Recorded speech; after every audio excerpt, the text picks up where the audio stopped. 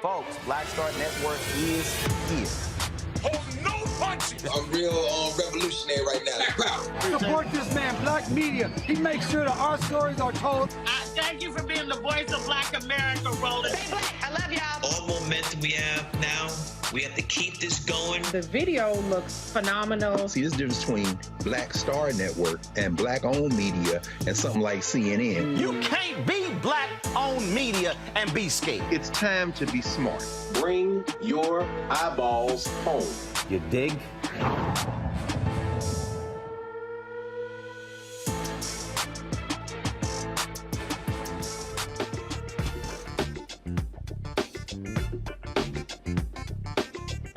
Today is Friday, October 21st, 2022. Coming up on Roland Martin Unfiltered, streaming live on the Black Star Network. Officials in one of Texas's most populous counties, actually, it's bigger than 5 states in America, is asking the Department of Justice to send federal monitors in response to Republican plans to send observers for the general election. I will talk to Harris County Attorney Christian Menefee about what Republicans are doing there.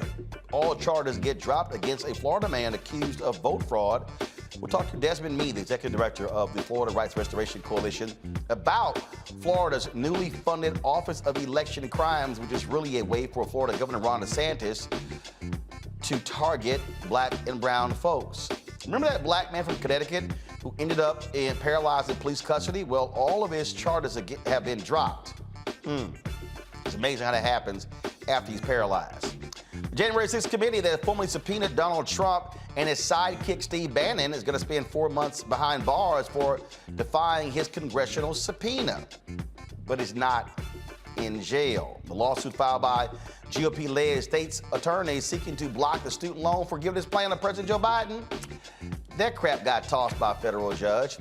And Fox News' Tucker Carlson goes on a racist rant against Tiffany Cross and Joy Ann Reid. Yeah, I got something to say about that white nationalist Tucker Carlson. And why isn't MSNBC more aggressive in defending their 2 black female hosts? In our Education Matters segment, we'll discuss how an organization is helping schools and parents with children with learning differences thrive. Yo, it is time to bring the funk on Roland Martin Unfiltered on the Black Star Network. Let's go. He's got it. Whatever the biz, he's on it. Whatever it is, he's got the scoop, the fact, the fine.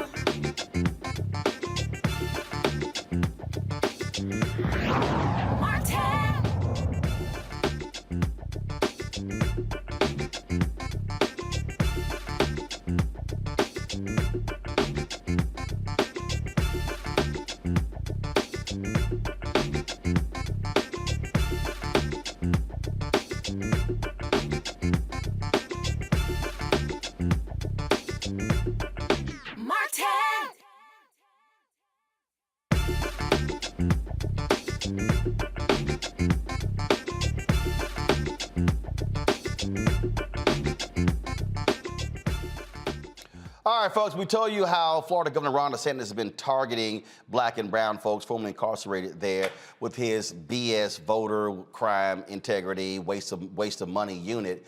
And we told you about there were about 20-some-odd people who were arrested. We showed you that video. You remember the video? Let's play it again. This is the video that was released, body cam video, where the police, I mean, they were apologetic literally in arresting individuals who supposedly voted illegally, even though the state said they could actually vote. Well, Florida judges set a precedent today by, guess what, throwing out charges against Robert Lee Wood. One count of voting as an unqualified elector and one count of making a false affirmation on a voter application. The judge dismissed his charges because the prosecutor lacked jurisdiction. The state alleged Wood registered and voted knowing he was ineligible because of a 1991 conviction. Wood said he did not know he was ineligible to vote because he received a Florida voter registration card. Under Florida law, individuals who exit prison, that's right, have their voting rights restored after leaving the system. Now, again, what you have here is Ron DeSantis trying to conjure up this whole idea of voter fraud. Now, if you want actual voter fraud, go to the Villages, a largely Republican community where there were people who were actually arrested for illegally voting. Desmond Meade, the executive director of the Florida Rights Restoration Coalition. He joins me now from Florida. I see you trying to sit here and have a studio. Look, your wife Shannon told you, stop trying to compete with me. So I see you trying to sit here and got your little lighting and everything. You got your upgraded camera. You know, you got your big old microphone. You need to get you a lavalier. So I see you, Desmond. I see you trying to keep up with a brother. How you doing, Roland? Or should I say Uncle Roro? That's how it is. Before we came on the air, I said, Henry, look at Desmond trying to keep up with a brother. I see with the whole look at the background, everything. You know, I see you. Y'all, for everybody watching, y'all don't know. Every time I buy some new piece of equipment, all of a sudden Desmond go buy it. Desmond, I got my upgrade. I got my FPV drone. You got one of those? Well, no, I got a DJI, 2 of them. Well, I got DJI.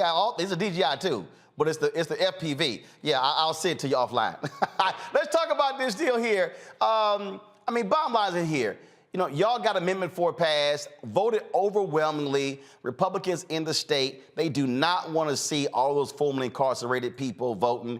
They put roadblocks. They threw up there, having now to pay all your fines, and they went to the Supreme Court, got it affirmed there. And it's just one thing after another. Now you have this latest attack against folks who are formerly incarcerated, and we're talking about 20-some-odd folks. Would you say there were lots more who were being targeted by DeSantis? Oh, yes. No, Roland, one of the things I tell folks, you know, when they ask me about my reaction about this case getting dropped, you know, I have, I'm guarded enthusiasm. And it's because, you know, I know that there are thousands of people, you know, back in, I believe, prior to June of 2021, there was a list of thousands of individuals that was given to the state that allegedly should not have been voting. And, you know, people talk about the 20, but we know that 10 folks prior to the 20 in April of this year was arrested. One of them was a homeless man. You had a grandfather that was pulled out of his home and arrested. But I want to share this with you, Roland, because I think this really centers where I and my organization are coming from. FDLE did an investigation of the initial 10 people in Alachua County back at the beginning of this year. And one of the statements from one of the gentlemen that was under investigation was read like this: I wanted to be a part of civilization instead of being hidden away from crack and everything else in the dark hole. I wanted to be a part of life again. So I said, let me try to vote. It felt good to be a part of something instead of being hidden away. You know, and I read that statement because it really centers me on people, right? At the end of the day, man, we're talking about returning citizens of this country that just want to be a part of democracy, but because of the political gamesmanship that we see going on, that we have people that are suffering. people that are being arrested, people that are being traumatized, families that are hurting. You know, what we don't hear about is that every man or woman that gets arrested, if they're the breadwinner for their family, right, while they're incarcerated trying to post bail, guess what? Who is providing for their family? These people could be losing their jobs. And there we go, exasperating the collateral consequences that people with convictions or people that are interacting with our criminal justice face. And all for what, right? For some kind of gain?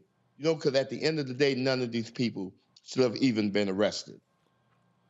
The thing here that is amazing that they're arrested. Now they got to go through all of this crap. Now they got to go through the legal system. Now they got to hire attorneys. Now they got to incur more costs. We just go on and on and on again. And that's what's also shameful. And then now you go to court and the charges get dropped. Well, they can't recoup all that money they lost. And it's not like these are people with sitting on a bunch of money. I mean, you see this video right here. This black woman, she's like, what? And then she goes, let me go tell my husband. No, man, we got it. We'll go tell your husband. I mean, it's crazy. Roland, you know, I'm one of the things I'm just grateful that God has really allowed me and my wife to really be in the line of work that we are, because right now, you know, FRC, our efforts have created funds that allow people who've been arrested, we will take care of their bail, right? And we'll also, if they want to, we would help provide them legal defense free of charge, right? And then the one thing that we have to also worry about is that when they're arrested, that arrest get on their record.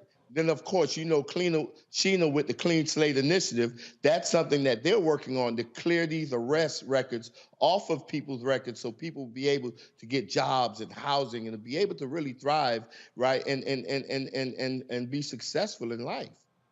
And let's be clear what's happening here. You got Republican states attorneys who are saying, okay, this makes no sense. This was a letter, go to my iPad, this was a letter that you sent me, and this is dated October 14, 2022. Sex offenders voting in elections. The Lake County Supervisor of Elections presented 6 cases for review concerning convicted sex offenders voting in the 2020 general election. Letter goes through laying out the statute, things along those lines. This is what the state's attorney office said. Yes, and rightfully so, Roland. You know, one of the things that a lot of folks are not talking about is caught up in this snare or this persecution of returning citizens are people who registered as Republicans, right? And so when we look at the total breadth of people who've been impacted, you know, I thought that this was a wonderful opportunity to really talk about what does democracy really mean to us, right? We know some people, they were concerned about the raid on Mar-a-Lago, saying, you know, why would the FBI want to raid Donald Trump's residence 2 years before the presidential election? Well, if they're concerned about that, they ought to be outraged that people are getting arrested on the eve of election. Right. Right, not 1 or 2 years before an election, but on the eve of elections and during elections, you have people being drugged out of their homes. You have people who, when they were arrested, the SWAT team came to arrest them as if they was Pablo Escobar. And it is about intimidation. And here's the thing this letter says. It says 2 things: a person who willfully swears or affirms falsely to any oath or affirmation, or willfully procures another person to swear or affirm falsely to oath or affirmation, okay, goes on, explains committing a felony. This is what they say. In all of the instances where sex offenders voted, each appear to have been encouraged to vote by various mailings and misinformation. Each were given voter registration cards, which would lead one to believe they could legally vote in the election. The evidence fails to show willful actions on a part of these individuals. Therefore, the state is unable to file charges. And this is not, from you, this is not a progressive state's attorney. That's right. This is a person that is following the law and not getting caught up in politics. You know, that gentleman whose statement I read, in his particular case, him and 9 other people, while they were incarcerated, was approached by the local supervisor of election. that told them that they can vote. Right. In one case, the supervisor of elections told one of the individuals that was incarcerated, give me your name. Right. I'm going to run your name through the system. If you get a pamphlet from me, that means that you can register to vote. Guess what? A couple weeks later, what this man got? He got a pamphlet. So he registered to vote and he voted. Right. And then 2 years later, now the state is coming and attacking him when they ought to be attacking the system that is broken. And that is something that we've been saying since Bush v. Gore, when we've seen thousands of people were removed from the voting roll because they were erroneously classified as returning citizens or being unable to vote because of a felony conviction. So we knew that this system had problems way back then, right? Amendment 4 just exacerbated the problems, especially with the requirement of the payment of fines and fees. But the system needs to be fixed. And before a state can take a person, American citizens' liberty, right? That's the thing that is guarded the most in this country, right? A person's liberty. Before the state can just haphazardly just take a person's liberty like that, they need to clean up their side of the street. They need to get their ends taken care of. They need to do their doggone job. Well, it's what this is, I think, what those arrests are for, is to actually scare the hell out of anybody formerly incarcerated to go, oh, you know what, I better not vote because, I might get arrested. I mean, we see what Ron DeSantis is trying to do. Roland, that's one of the main reasons why I wanted to come on the show, because I understand that this may have a chilling impact on people, right? But I want to ensure anybody that's listening in the state of Florida, and if you have friends or family that's in the state of Florida, that the Florida Rights Restoration Coalition, I can tell you right now, right here, right, in living color, that we're standing with each and every one of them. That's why we started the bail fund that anyone could donate to. We're bailing people out. And that gentleman that had his case shop is because we arranged for him to be represented by a criminal legal defense counsel, right? And so we're fighting this tooth and nail. We're pushing back. And our message is that a person ought to do their due diligence to see if they're eligible. And if they truthfully, honestly, earnestly believe that they have the right to vote, that they should not let any of this prevent them from going out to vote. And if they think that they may not have the right to vote, at the very bare minimum, they need to get 5 to 10 of their family members and friends to turn out and vote on their behalf, right, in this election. Make sure that we're sending politicians a very clear message. Returning citizens don't scare easy. Desmond Meade, always good to see you, man. Thank you so very much. Look, we're going to be right here, again, letting people know about these issues because what too many of these Republicans are doing is that they don't want free and fair elections. They don't want to open the opportunities for everybody to vote. And this is all meant to have a chilling effect on the formerly incarcerated, the 1.4 million people in Florida. And it makes no sense whatsoever. And as you said, there are people who are formerly incarcerated who are registering as Republicans. So there's no assumption that all of these people are going to be Democrats. But what they're doing here just simply makes no sense whatsoever. And it's a massive waste of taxpayer money. Oh, of course, it definitely is. And, it's a shame that this is going on now. One of the things I said earlier was that, you would expect people who we elect into office or appoint into certain positions to not try to manufacture excuses for a failed system or a broken system. What we expect these individuals to do is to develop solutions, right, to these problems. Not put the blame on citizens when the responsibility is really on the state. All right, then. Desmond Meade, I appreciate it, man. Thanks a lot. Thank you for having me. All right, folks. Again, another example of what Republicans are doing is in the state of Texas. They cannot stand Harris County. Why? Because Harris County has gone blue in many ways. And so Republican Governor Greg Abbott, Lieutenant Governor Dan Patrick, the Secretary of State, the thug Attorney General Paxton, they have been targeting Harris County. Remember, they battled them when it came to the voting changes they put in place during COVID. Now they're trying to send in observers to look at the vote in Harris County. Why? No reason whatsoever. Now Harris County leaders, Mayor Sylvester Turner, Judge Linda Hidalgo, they have sent a request to the Justice Department, Civil Rights Division, for federal monitors. In the letter, Harris County officials say They are concerned about the timing of the Texas Secretary of State and Attorney General's plan to send inspectors, election security trainers, and legal advisors to observe the election. Harris County is the state's largest metropolitan area. And of course, as I said, Democratic leaning. The changing demographics, Texas Republicans have made it harder to vote in the state, and this move adds to the restrictive measures to intimidate and add doubt to voters' confidence. The DOJ has not responded to Harris County's request. Joining us now is Harris County Attorney Christian Menefee, one of the signees of the letter. Christian, glad to have you on Roland Martin Unfiltered. This has been, and let's take people back for about 5 years. 2017, Republicans were so pissed off because Democrats were being elected countywide in Texas, countywide in Harris County and Dallas County, and they changed the law and they got rid of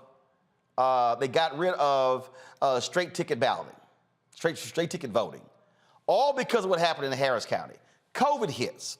Then they get upset about the changes put in place when it came to drive-through voting. It's like, oh, no, that's bad, which made no sense because literally if you can vote in your car, what's the difference between you getting out of your car and walking into a building? But it was all because of health and safety protocols. Then they went after Harris County because of drop boxes. And so one location in all of Harris County, and people don't understand, Harris County is larger than about 4 or 5 actual states in America. And so for a state, Roland, it'd be the 25th most populous state in the country. There you go. So this is a direct attack on Harris County because Democrats have been elected countywide in Harris County.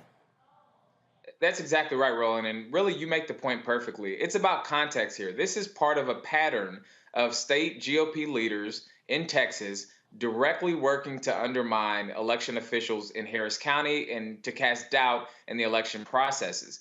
Back in 2016, you saw folks being elected countywide, and that really started in 2008 when President Obama first got elected. But the first midterm that we were able to win in Harris County was in 2018. And immediately, you saw the state of Texas stepping in, trying to undermine our processes. Of course, during the global pandemic, we expanded voter access in ways that people hadn't seen before. You had drive-through voting. You had 24-hour voting locations.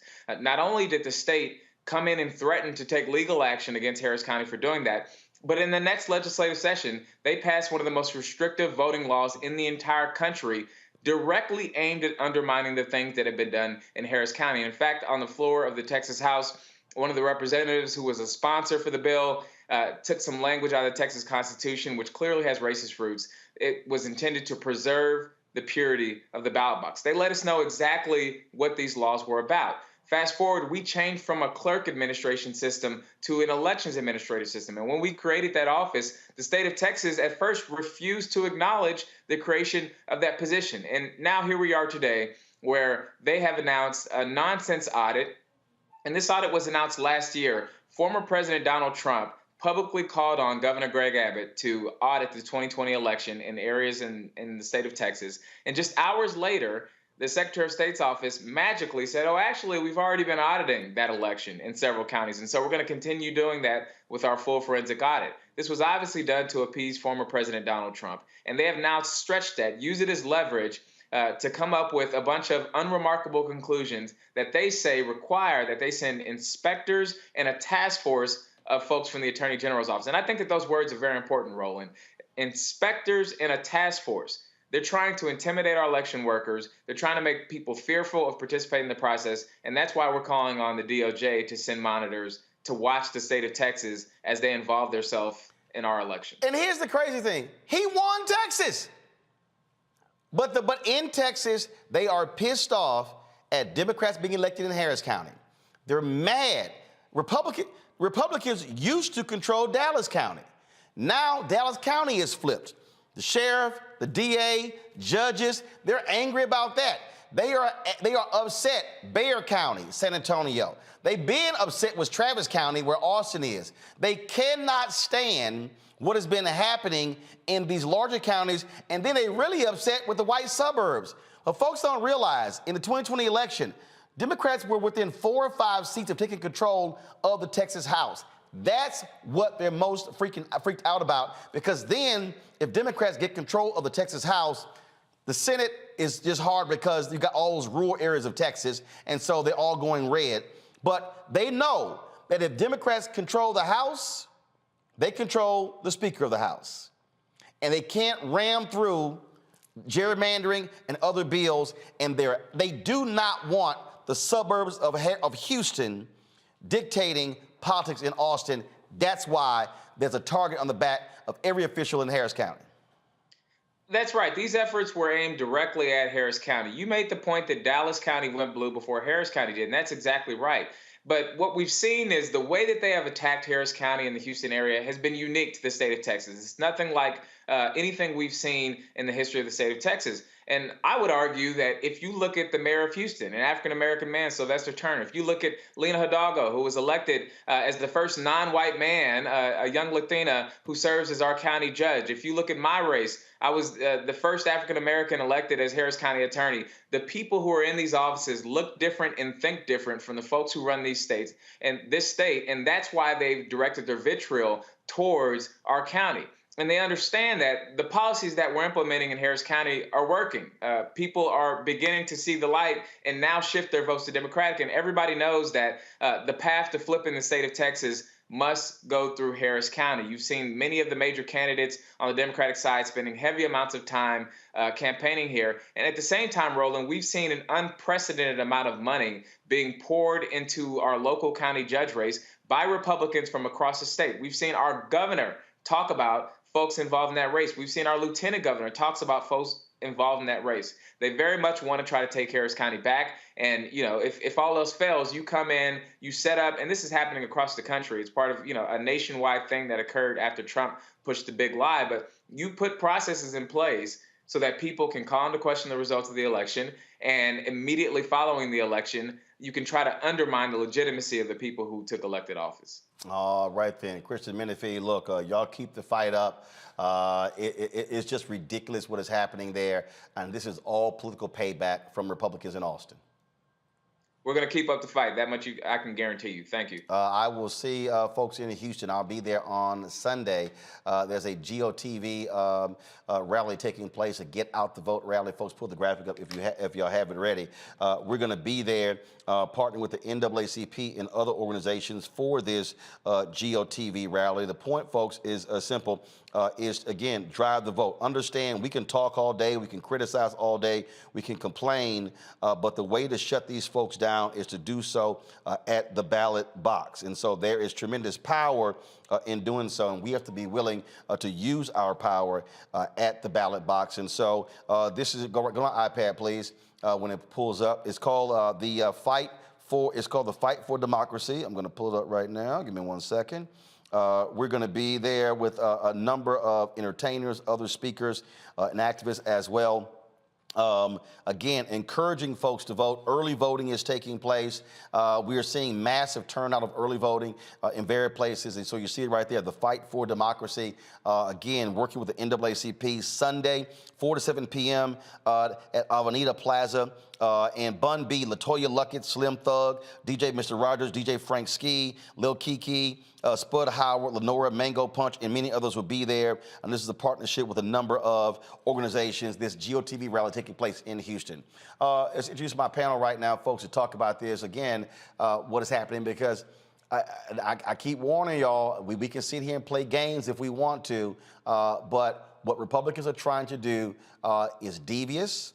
Understand how utterly ridiculous it is, and their whole strategy is to keep us from voting, because they know if we use our power and if we drive our numbers in a significant way, they cannot win, which is why I keep telling y'all, if we start voting at 70 and 75 and 80, 85, 90% of our capacity, we could flip elections all across the country, all across the South, the Midwest, the Southeast, but it can't happen when our turnout is at 35, 40, 45, 50%. It simply can't happen. Matt Manning, civil rights attorney. Michael Imhotep hosts the African History Network show. Dr. Nola Haynes, Georgetown University School of Foreign Service. Glad to have all three of y'all here. I mean, look, Matt, you're there in Texas. You take the case in Florida, how they're targeting folks, those formerly incarcerated. You look at what they're doing, trying to do to Harris County. This is all a part of the Republican strategy across the country to keep us from voting. This is classic voter suppression. Absolutely. There's no question that it's classic voter suppression. And as it relates to Florida, what's particularly interesting there is that Ron DeSantis, obviously we know he's doing all of this to try to get reelected, dispatched states attorneys who didn't even have jurisdiction. So, the court threw it out because there was no evidence that the crimes actually took place in two different counties. And that's like a threshold issue. That's something that a basic prosecutor would look at and know whether they have jurisdiction or not. So that's what's particularly insidious, is that they're going forward on claims that they know they can't prove because they want to chill people's right to vote. As it relates to Texas, you're exactly right. I mean, they attacked Harris County during the pandemic, trying to, I think, cut it down to one drive-through mail ballot box for an entire county of 4 million people. I mean, not even hiding their position and not even hiding their strategy. So I think you're right. I think the right to vote is completely under assault here in Texas. And Greg Abbott and Ron DeSantis, as I say every week, are both trying to use people as pawns to get reelected. All of this is not only the Republican strategy, but their individual strategy to try to stay and to leverage some of that, votes from the Republican base, and to let people know, look, we're doing everything we can to keep this America the way you want it and the way we think it should be. And they're not hiding that fact at all. Look, Nola, I mean, I can tell you right now, folks are watching, people out there who are like, I'm not quite sure. Look, there's a very deliberate effort by Republicans across this country. We can just go state by state. So this is not, isolated. No, this is all by design, because they know if they shrink the electorate, they got a better chance of winning. Why Donald Trump so angry? Because the electorate expanded in 2020 with mail-in balloting and ballot drop boxes, and Republicans are pissed that they lost. Absolutely. Well, first of all, it's really nice to be in studio, so I'm happy to be here.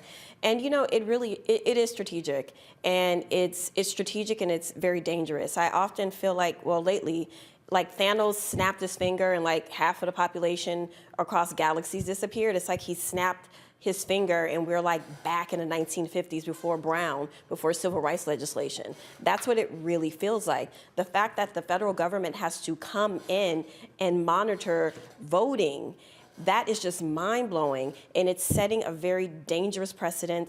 And, again, by design and strategy, it's to intimidate voters not to vote, especially when we think about the change in our country. It has been over time, but it's also been abrupt in many ways. You have people who just want to live their lives. They want to get up and go to work, enjoy their own time with their friends and their family. We weren't thinking about having to get up and marching in the streets to protect our voting rights. So there's this level of comfort that we've all been in, to now we're waking up to a very different world where we're not mobilized the same ways in which we were. So I'm really happy that event is happening that you're going to in Houston.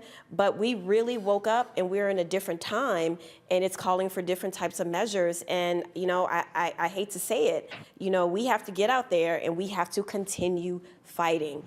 As tired as I know, especially Black folks are, we have to continue fighting, because we are not in a country right now where equality and equity are on par. We are still having to fight for just basic liberties, basic democratic rights, such as voting. Michael, when we walk through this, we walk through these issues, and people go, this is really not that big of a deal. It's not that alarming. What they're not understanding, when Steve Bannon and his minions out here are saying this crazy stuff, when they're talking about what they want to take over, they're serious. They are running people for secretaries of state. Absolutely. For election supervisors. They are desperately trying to overturn elections. And the thing I keep trying to tell all these Black people, they're not hiding it. This is not overt. No, this is not covert. It's very overt. They're saying, if we win, Trump's going to win. They're saying it. Yep. And they're letting you know what's going to happen. They say they're going to impeach Biden. They say they're going to repeal the Inflation Reduction Act. But you talk about Stephen K. Bannon.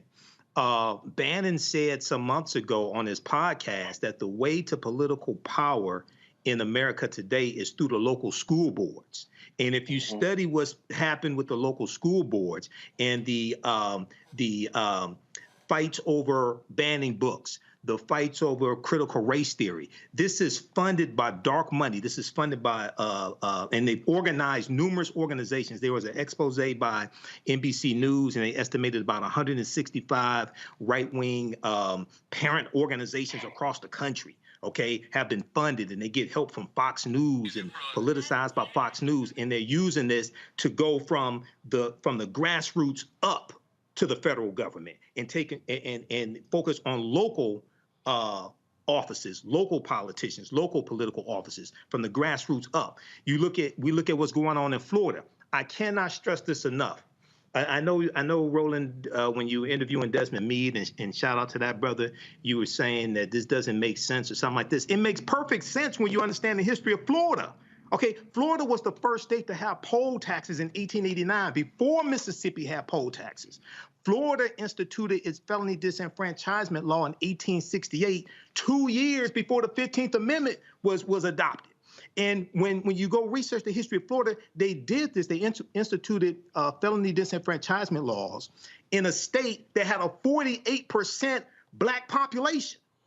Almost half of the state of Florida, after slavery ended, was African American, and they knew that if they did not put laws in place, these black people would vote and take over the state legislature. Yep. Okay? So this makes perfect sense. What we have to understand is that this may be our last free and fair election here in 2022.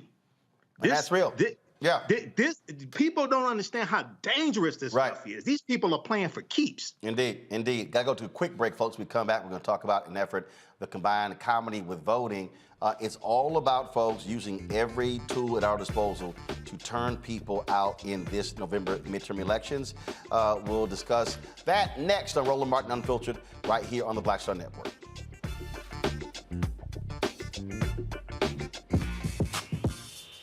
When we invest in ourselves, our glow, our vision, our vibe, we all shine. Together, we are black beyond measure. Welcome to Atlanta, one of the most expensive housing markets in America. But rather than help out, Brian Kemp cashed in. He made hundreds of thousands of dollars in real estate. His net worth skyrocketed. And while Atlantans struggled to stay in their homes, Kemp gave $10,000 tax handouts to the richest Georgians and a nearly $700 million no-bid contract to his campaign donor. Brian Kickback Kemp, making Georgia work for him, not you. When we invest in ourselves, we all shine. Together, we are black beyond measure. Hi, I'm Vivian Green. Hi, I'm Wendell Pierce, actor and author of The Wind in the Reeds. Hey, yo, Peace World, what's going on? It's the Love King of R&B, Raheem Devon, and you're watching Roland Martin Unfiltered.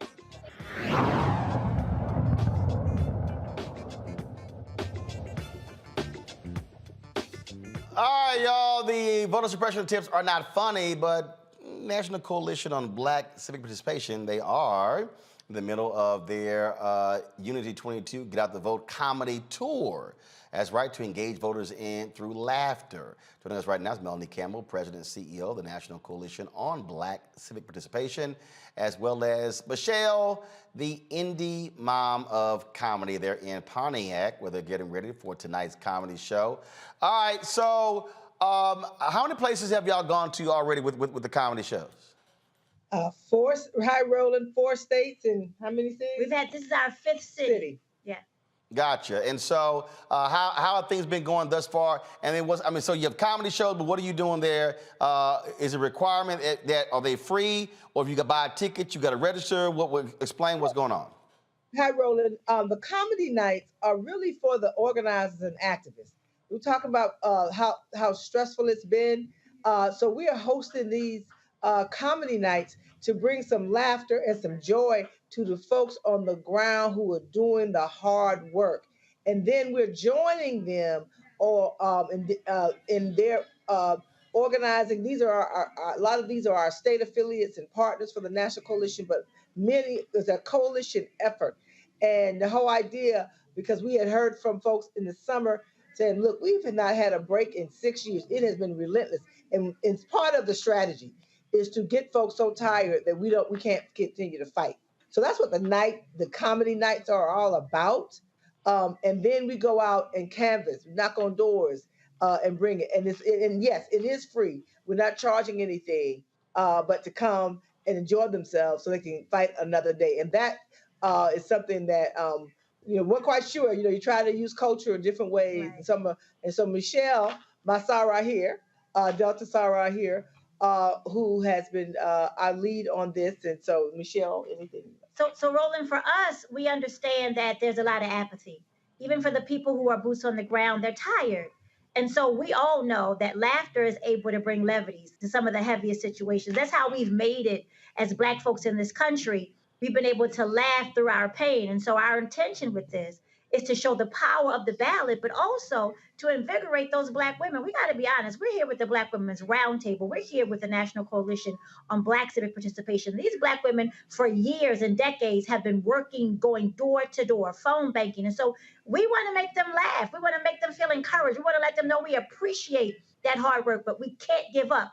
We've got a long way to go. And so we put this together, and I'm excited to be the host of this amazing Power of the Ballot, Get Out the Vote comedy tour. Excited to have B Flat with me, Vanessa Fraction with me, and Erin Jackson with me. Black women who have been doing comedy for decades and making great strides. And so we're combining laughter, levity, and getting out here to get people to the ballot and vote on November 8th.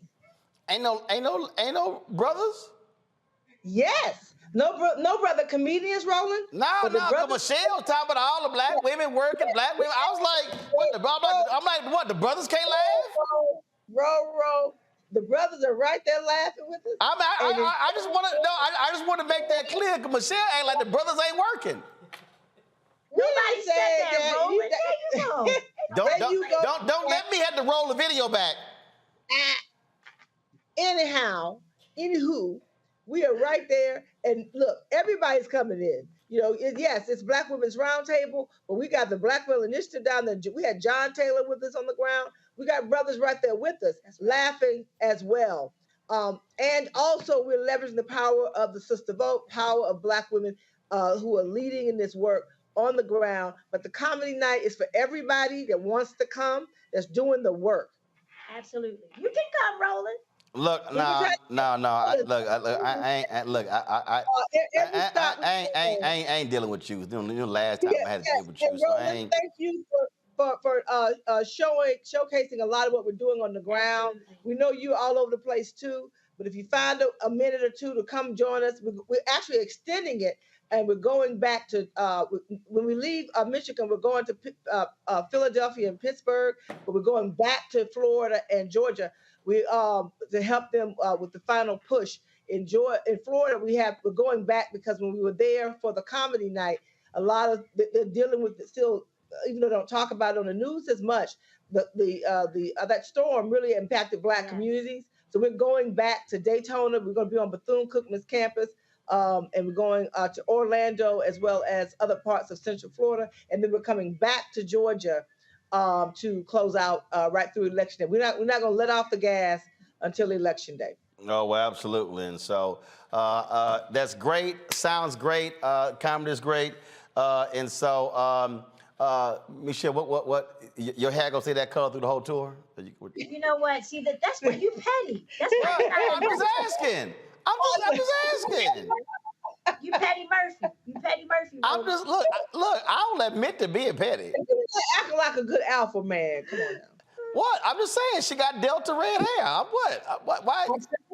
Representing and making these folks laugh and getting them to the polls. That's the whole point. I don't care if I got to wear a zebra wig. I will do whatever it takes. Units. We got our units. We got units rolling. And so units and cat suits. Okay, all right. All right. I appreciate it. Good luck. All right, tell people where they can go get more information. Tell people where they can go to get more information on the comedy tour. unitycampaign.org. Unitycampaign.org. All right, then. All right, well, appreciate it. Thanks a bunch. All right, bye-bye. All right, folks, we come back. We were in Georgia. We stopped by a number of different places, including this coffee shop owned by a sister who graduated from Howard just a few years ago.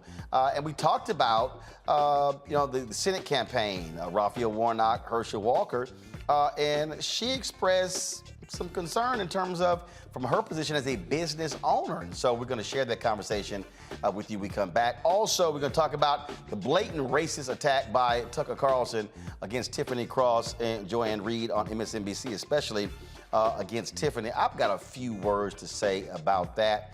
And of course, there's some other news we'll be covering as well. Folks, don't forget to download the Black Star Network app. All platforms, Apple phone, Android phone, Apple TV, Android TV, Roku, Amazon TV, Xbox One, Samsung Smart TV.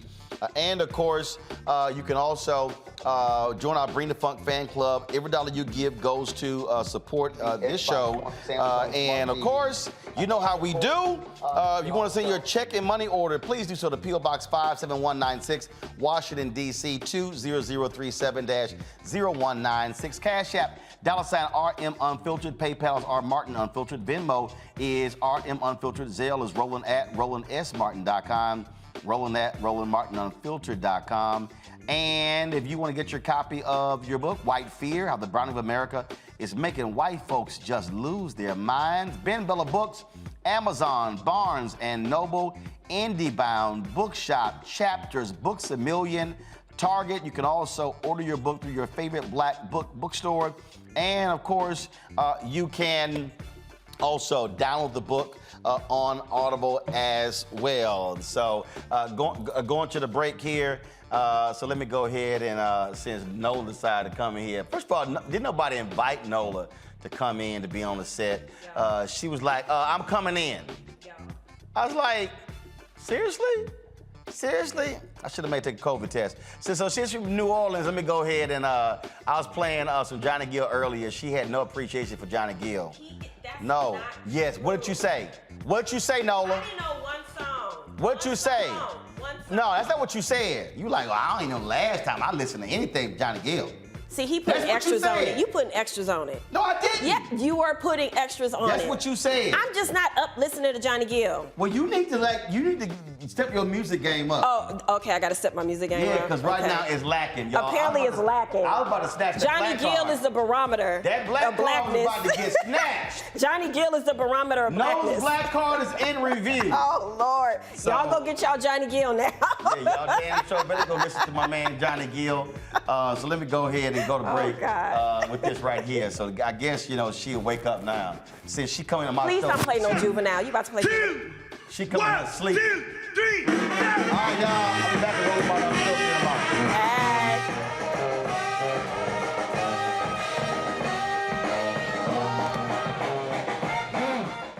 When we invest in ourselves, we all shine. Together, we are black beyond measure. Welcome to Atlanta, one of the most expensive housing markets in America. But rather than help out, Brian Kemp cashed in. He made hundreds of thousands of dollars in real estate. His net worth skyrocketed. And while Atlantans struggled to stay in their homes, Kemp gave $10,000 tax handouts to the richest Georgians and a nearly $700 million no-bid contract to his campaign donor. Brian Kickback Kemp, making Georgia work for him, not you. When we invest in ourselves, our glow, our vision, our vibe, we all shine. Together, we are black beyond measure. I am on screen, and I am representing what a black man is to the entire world that's gonna see this. And this might be the only black man, a representation of a black man that they see. Right. So I am responsible. Right. For how they see black men. And it's my responsibility to, if I am not playing an upstanding, honorable, someone with a strong principle or moral core, to make sure that this character is so specific, right, that it is him, not black men.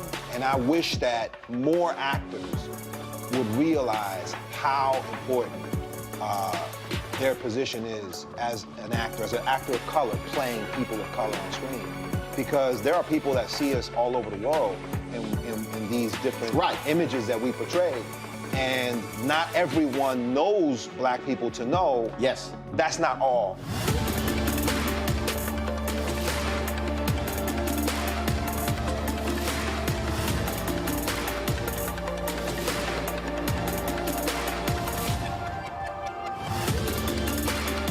This is Judge Mathis. What's going on, everybody? It's your boy, Mac Wild. Hey, what's up, y'all? It's your boy, Jacob Lattimore, and you're now watching Roland Martin right now.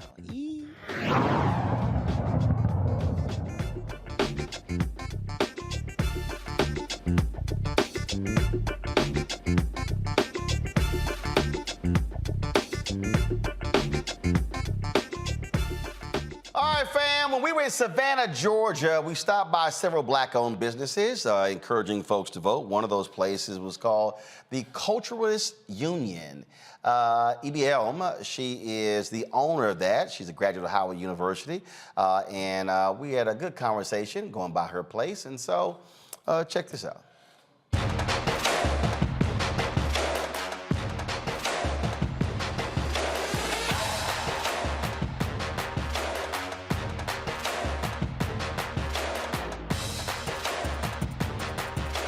Hey, how you doing?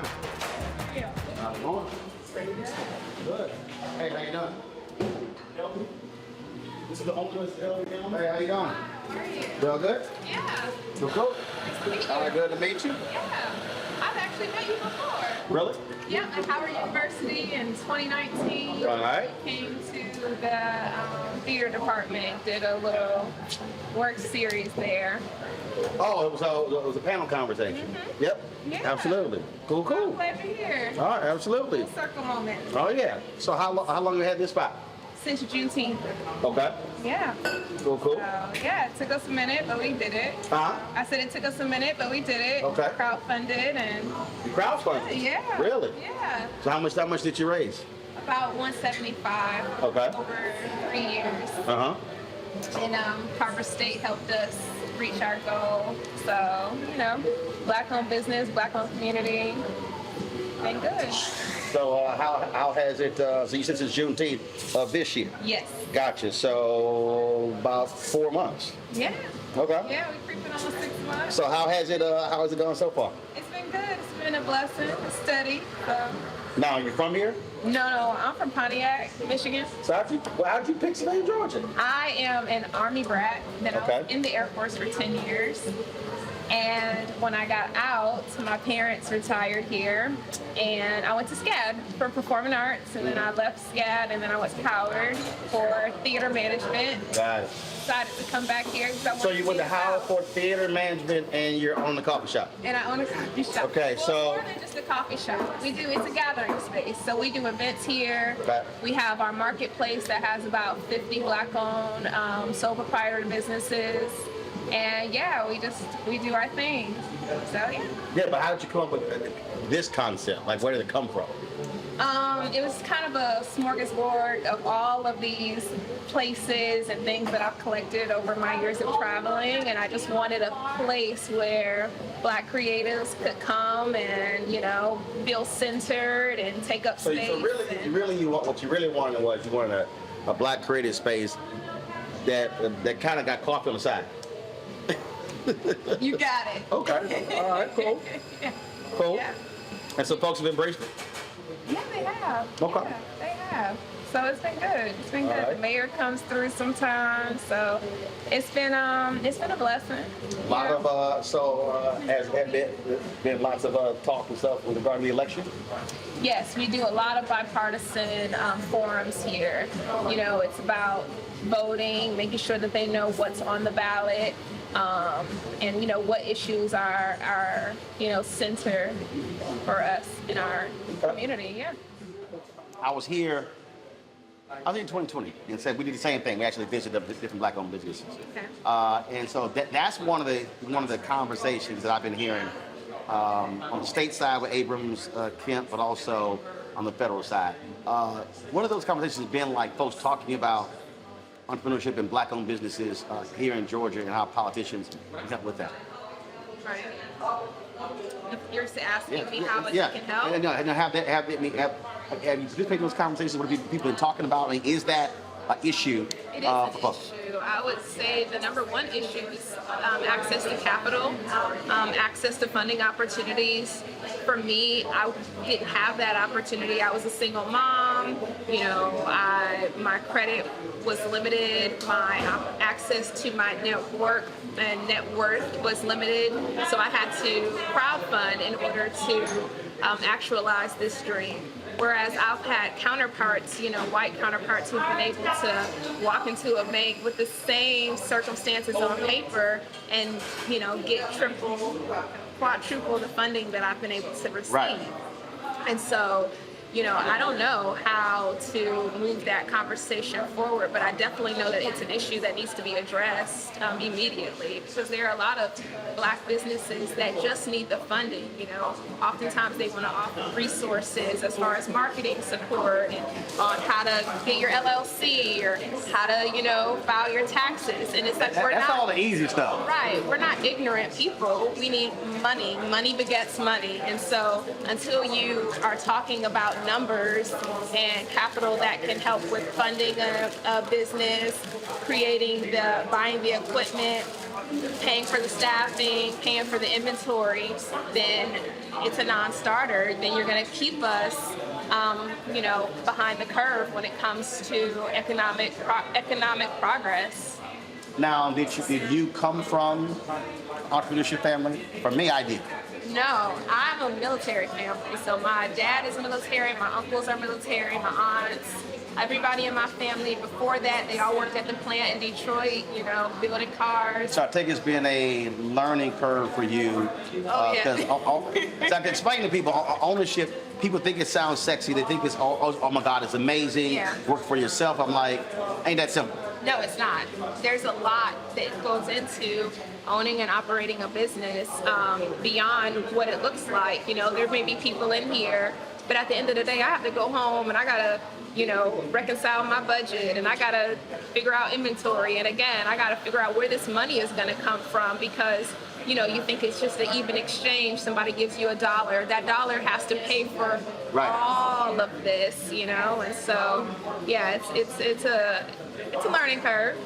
So when it comes to, let's say the civic race, you've got Raphael Warnock running against Herschel Walker. And what have you heard from them on the business side that's been appealing to you? I would say that Herschel Walker, as ridiculous as some of his ideals and his platform, when it comes to tax incentives, they have been more appealing to me. Warnock seems to be offering, as much as I want to vote for him, more of the same.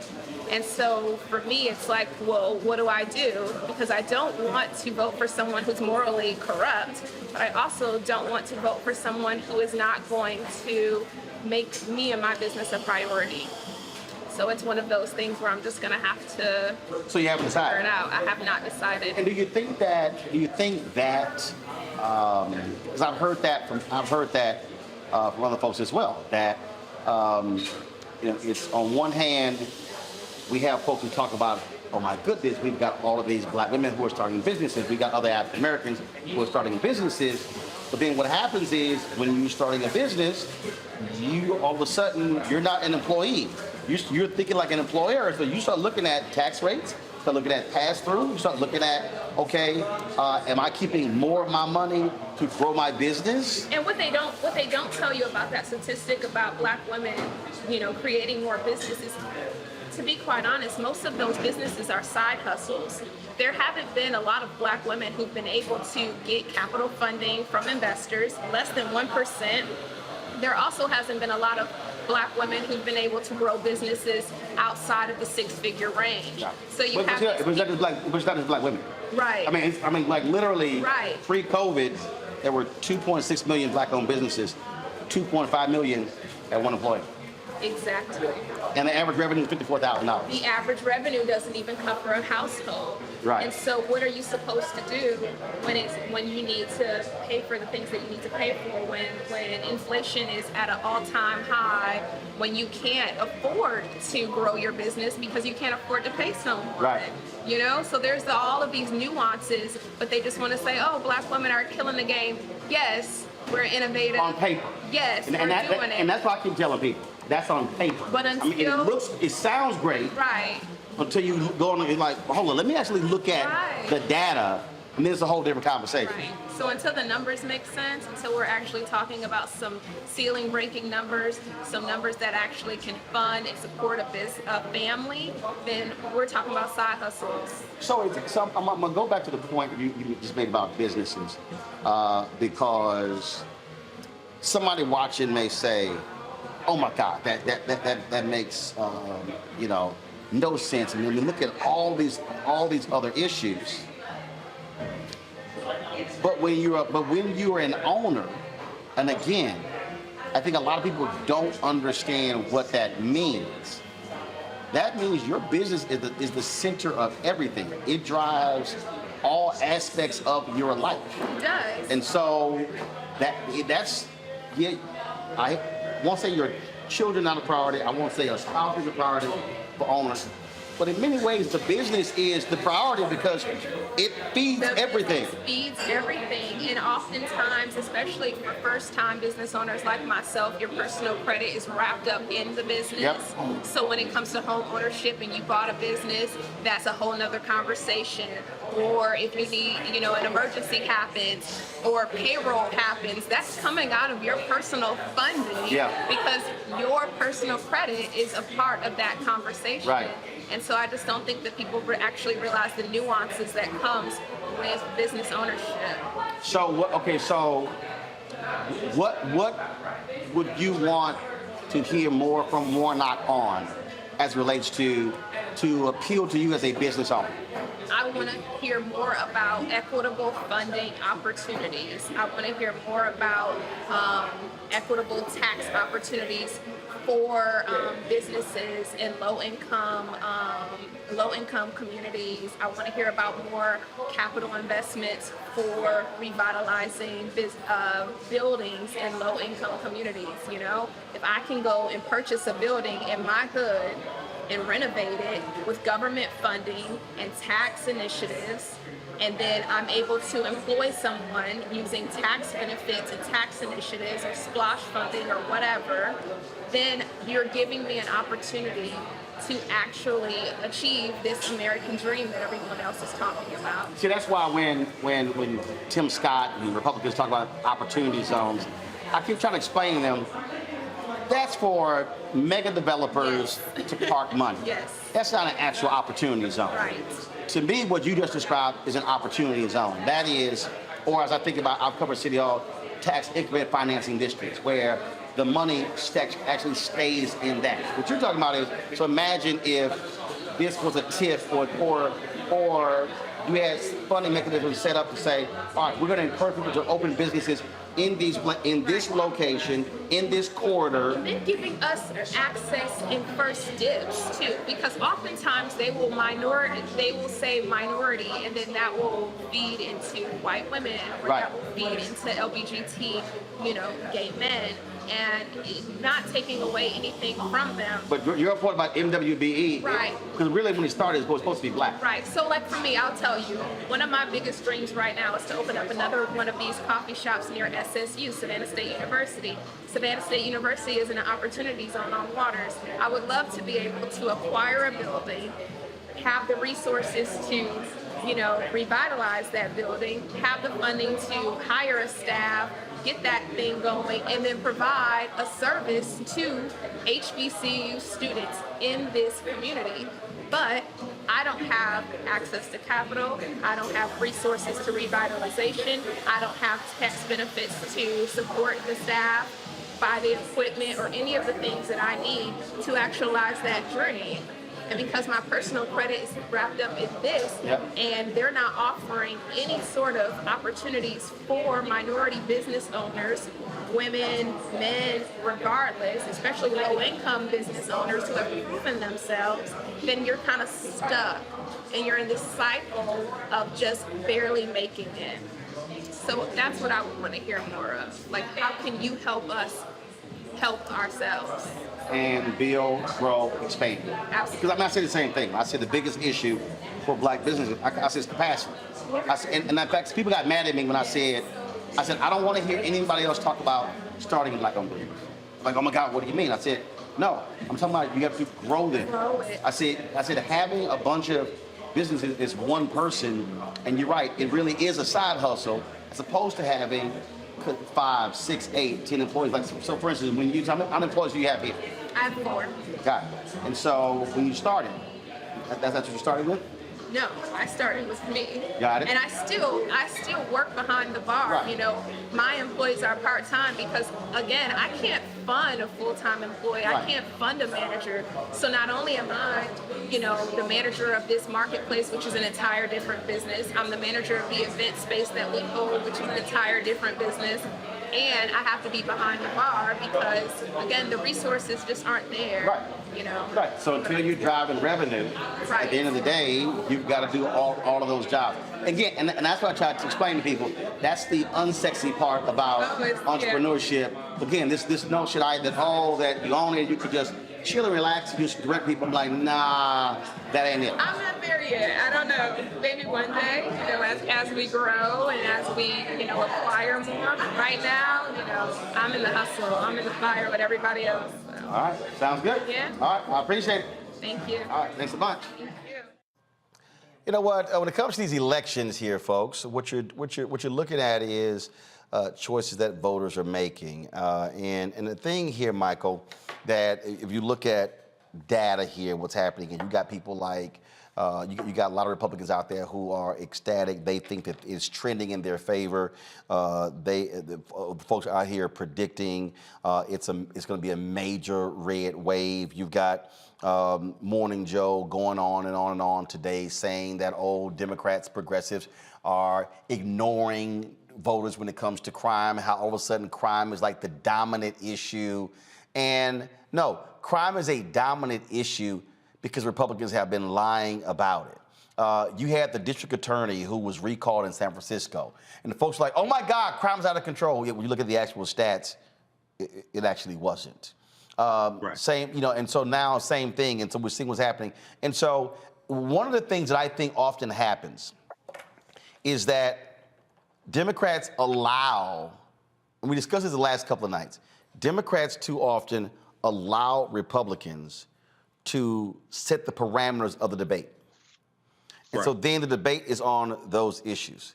So now it's, oh no, and then media goes, well, you know, the focus, everything is, you know, the voters care about crime, they care about inflation, they care about gas prices. Well, here's a perfect example. How many media outlets bitched and moaned when gas was going up, yet when gas prices fell for 99 days, no one talked about it? Right. For everybody who's watching, how many live shots happen on local TV stations, on network TV stations, showing gas prices falling? Mm-hmm. But all the stories were on gas prices increasing.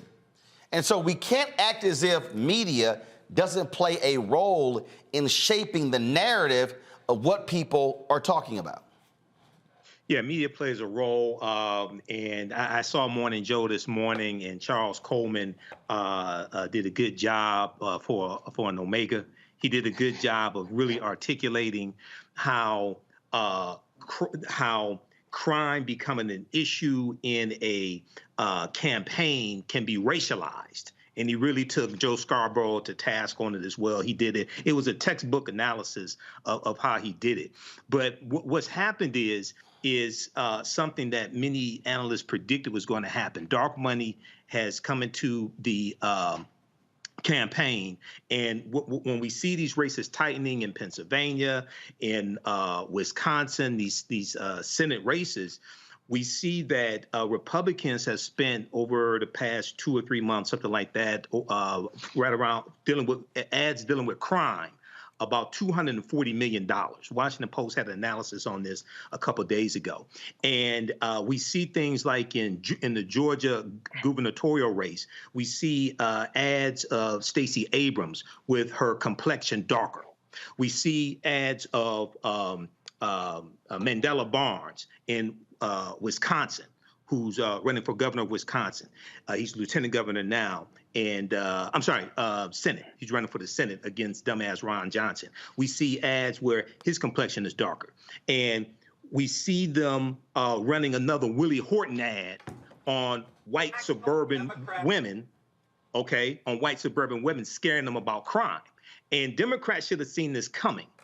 Yes, abortion is a huge issue, but it ain't the only issue. Right. Two things that Republicans have been focusing on this past month to 2 months is inflation and crime. Inflation and crime. And you notice how critical race theory has disappeared. Yes. See, again, we all knew was total bullshit when it happened. Go ahead. Exactly. So these last 18 days, Democrats have to hit hard their plan to deal with crime. I would talk about public safety. And when you're talking about crime, you are talking about it on their terms. Yeah. So I would talk about public safety, which not just addresses crime, but it addresses the factors that lead to crime, which also deals with quality of life. It deals with education, deals with job training, it deals with mental health, it deals with dealing with public safety and policing holistically, as opposed to what Republicans are saying, because what Republicans are saying is vote for us and we'll protect you from them, meaning black people. Okay. This is the Willie Horton ad of 2022 that Republicans are running. So what Biden did today, his speech dealing with the economy, and then his speech dealing with student loan forgiveness, it was extremely important. He needs to do that for the next 18 days. But Democrats cannot run away from the economy and inflation. Okay, they got to talk about the 10 million jobs created, 3.7% unemployment rate, American Rescue Plan that saved the economy, and every Republican in the House and the Senate voted against the American Rescue Plan to save the economy. Inflation Reduction Act, every Republican in the House and the Senate voted against the Inflation Reduction Act, but they want to cry about inflation. You got to hit them hard for these next 18 days. Nola, Tim Ryan is running, Congressman Tim Ryan is running for the U.S. Senate in Ohio. And one of the things that he addressed, I'm going to play it in a second, and everybody who's watching knows I've been trashing these sorry-ass white Democratic strategists because they're controlling the money and they're controlling the messaging of the party.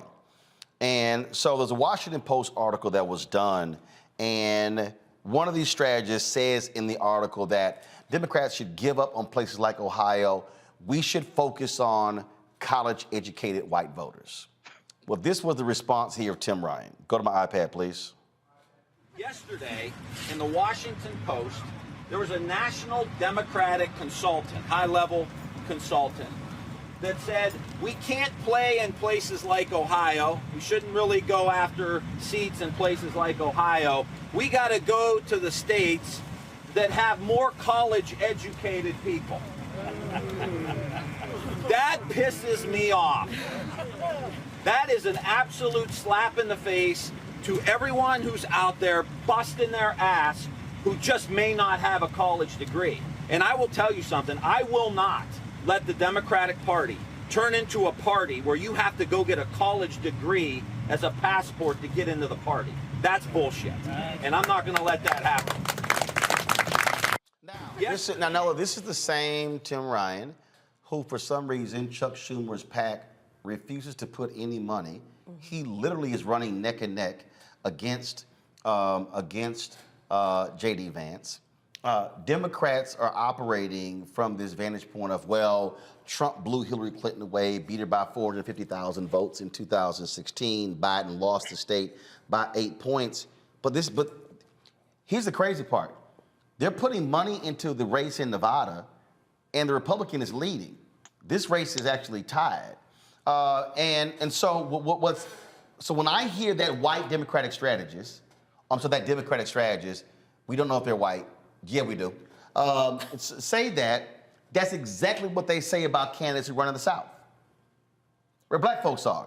And this is one of the reasons why. So if you start shrinking your possibilities, you're not competing in places where you can potentially win because you're not even trying to compete for those voters. That's what Tim Ryan is saying. You know, absolutely. And I have 2 points to make about this as a Southerner and also as a professor teaching at colleges.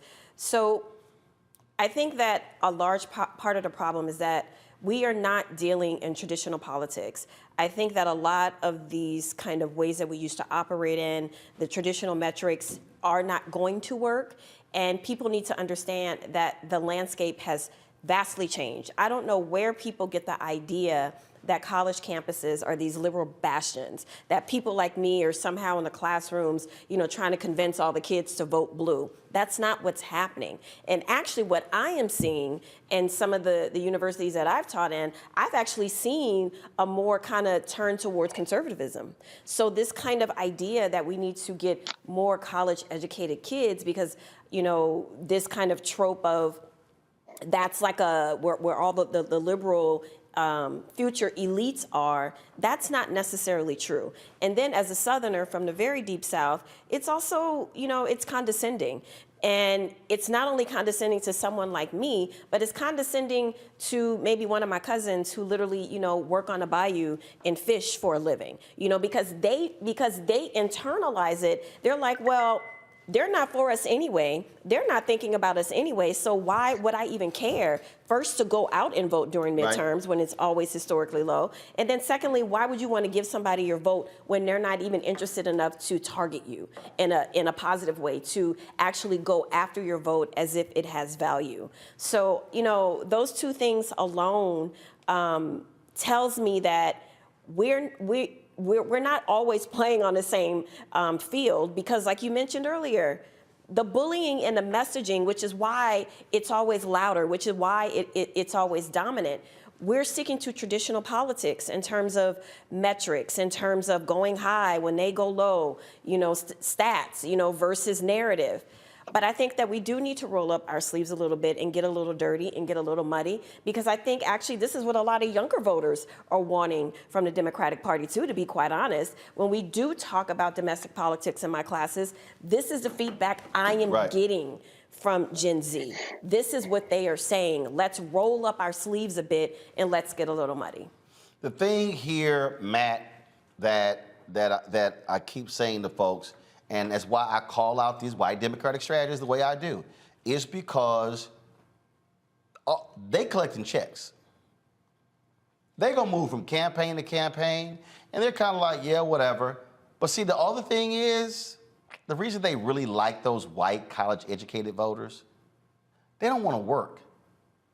These white Democratic strategists, they also don't want to spend the money going into black neighborhoods, Latino neighborhoods. They don't want to go into barrios. They don't want to go into ghettos. They don't want to go into low-income areas. They want to stay safe, run some ads, run some TV ads in the suburbs, and run these nice, wonderful, neat campaigns. They don't want to get down and dirty and gritty. And so that's why these folks must be called out and challenged, because they also, unfortunately, they're the ones who are controlling the checkbooks in the Democratic Party. And this is why this is why they lose. They lose because the best way to lose is not to fight for votes. Yeah, I think this is exactly right. I think it's as big a strategic blunder as you can make, particularly because we've seen so much populism from Trump and his cronies in the Republican Party. I mean, this works directly against your interest if you alienate people who might otherwise be able to come over to your cause by saying, you know, if you're not college educated or you're not of the ilk of the people that we want, you know, we're not going to appeal to you. That seems to me to just be per se a strategic blunder. But on top of that, to your point, I mean, I think Michael said this earlier, you know, Republicans are playing for keeps. Democrats are playing for likes.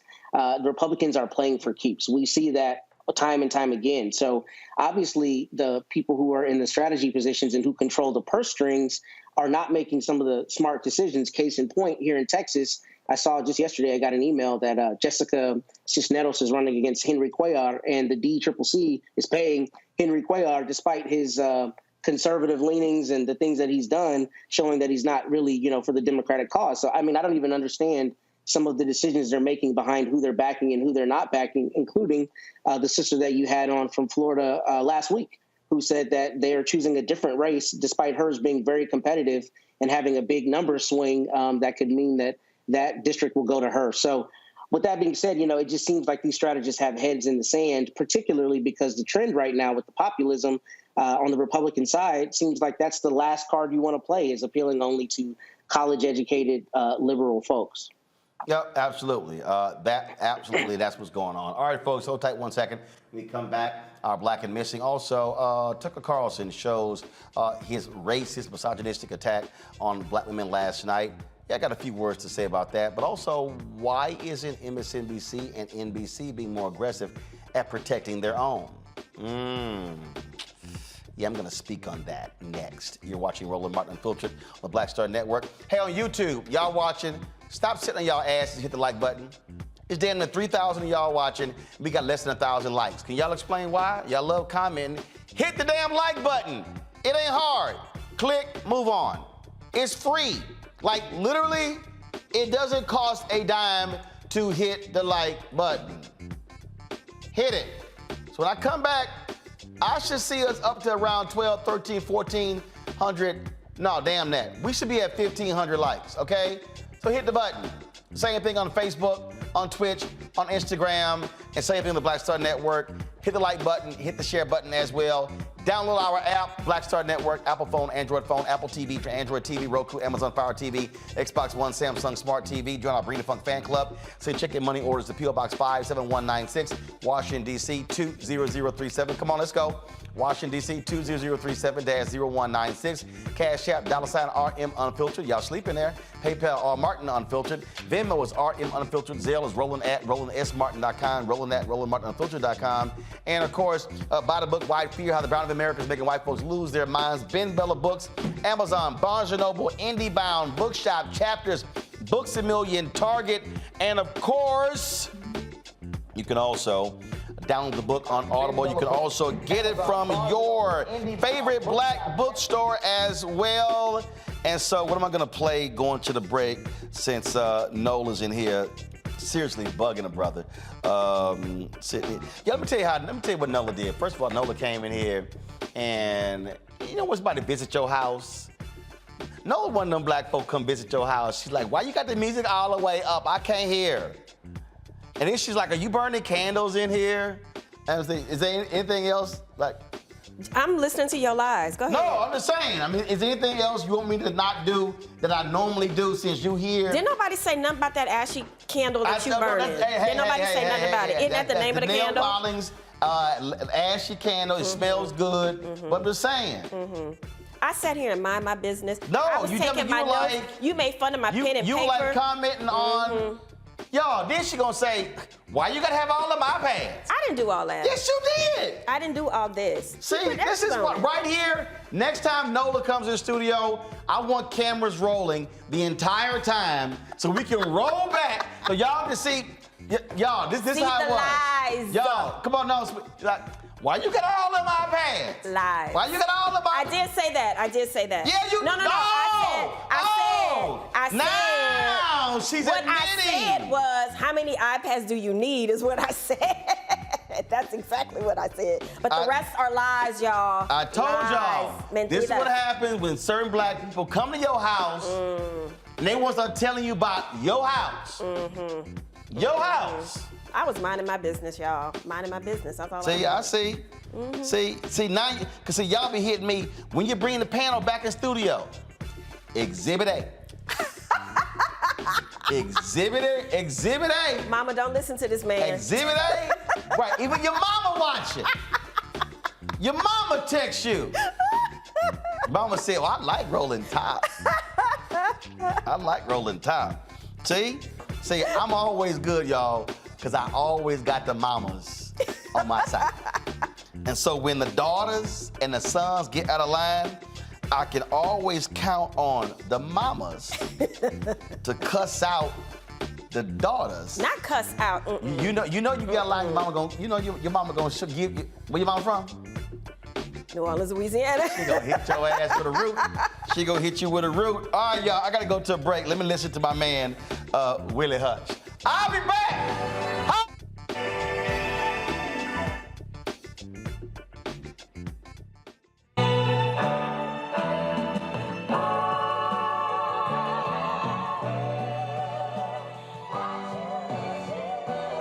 When we invest in ourselves, we all shine.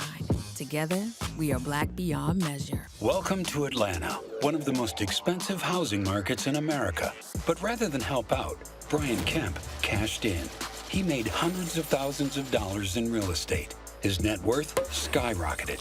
And while Atlantans struggled to stay in their homes, Kemp gave $10,000 tax handouts to the richest Georgians and a nearly $700 million no-bid contract to his campaign donor, Brian Kickback Kemp, making Georgia work for him, not you.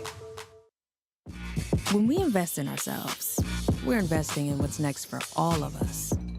Growing, creating, making moves that move us all forward.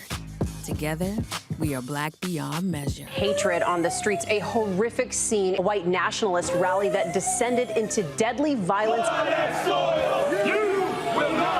White people are losing their damn minds. As an angry pro-Trump mob storms the U.S. Capitol, we've seen shooting. We're about to see the rise of what I call white minority resistance. We have seen white folks in this country who simply cannot tolerate black folks voting. I think what we're seeing is the inevitable result of violent denial. This is part of American history. Every time that people of color have made progress, whether real or symbolic, there has been what Carol Anderson at Emory University calls white rage as a backlash. This is the rise of the Proud Boys and the Boogaloo Boys. America, there's going to be more of this. Here's all the Proud Boys, guys. This country is getting increasingly racist in its behaviors and its attitudes because of the fear of white people. The fear that they're taking our jobs, they're taking our resources, they're taking our women. This is white fear.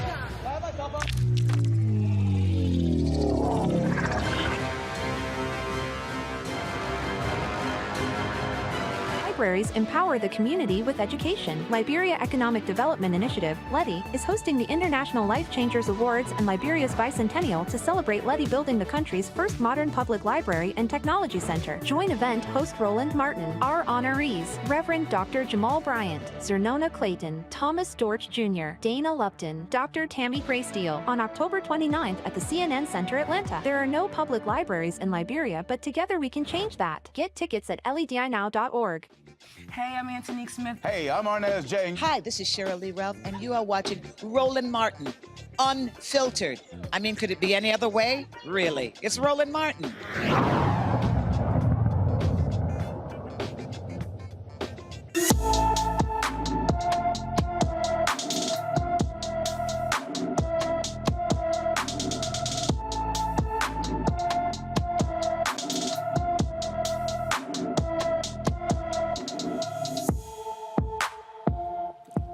Ramirez Covado has been missing from St. Joseph, Missouri since September 30th, 2022.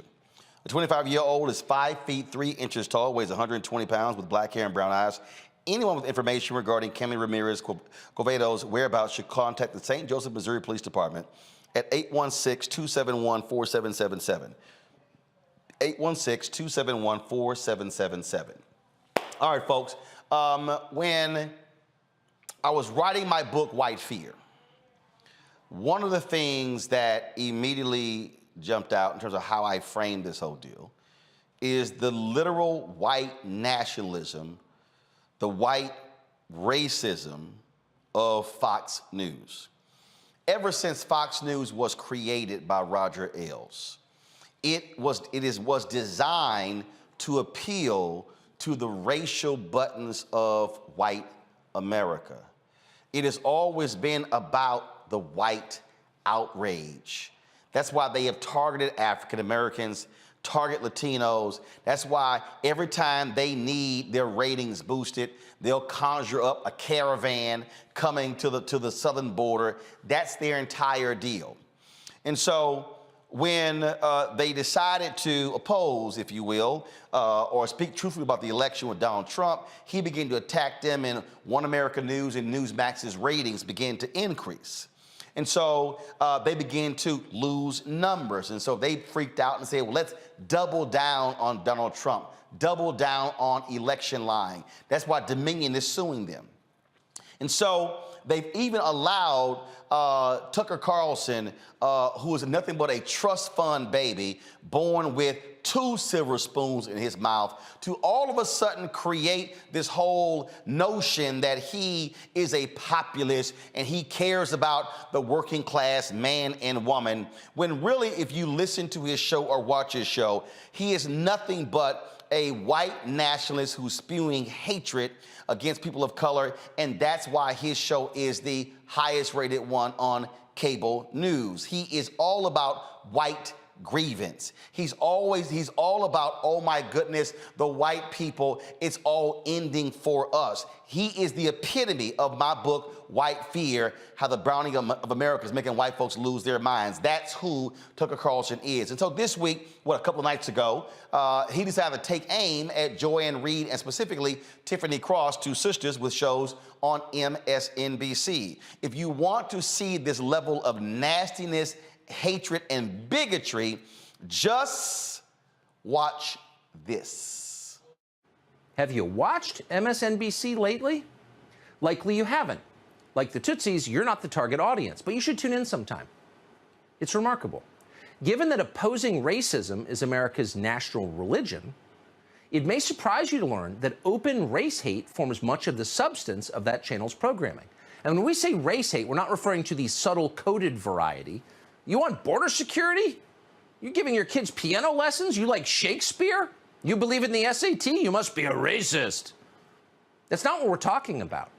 We're talking about the kind of race hate you cannot mistake for anything else, the kind where people just come out and announce, I hate this race of people, and here's why I do. It's hard to believe that anything like that is happening right now on American television, but it is, out in the open.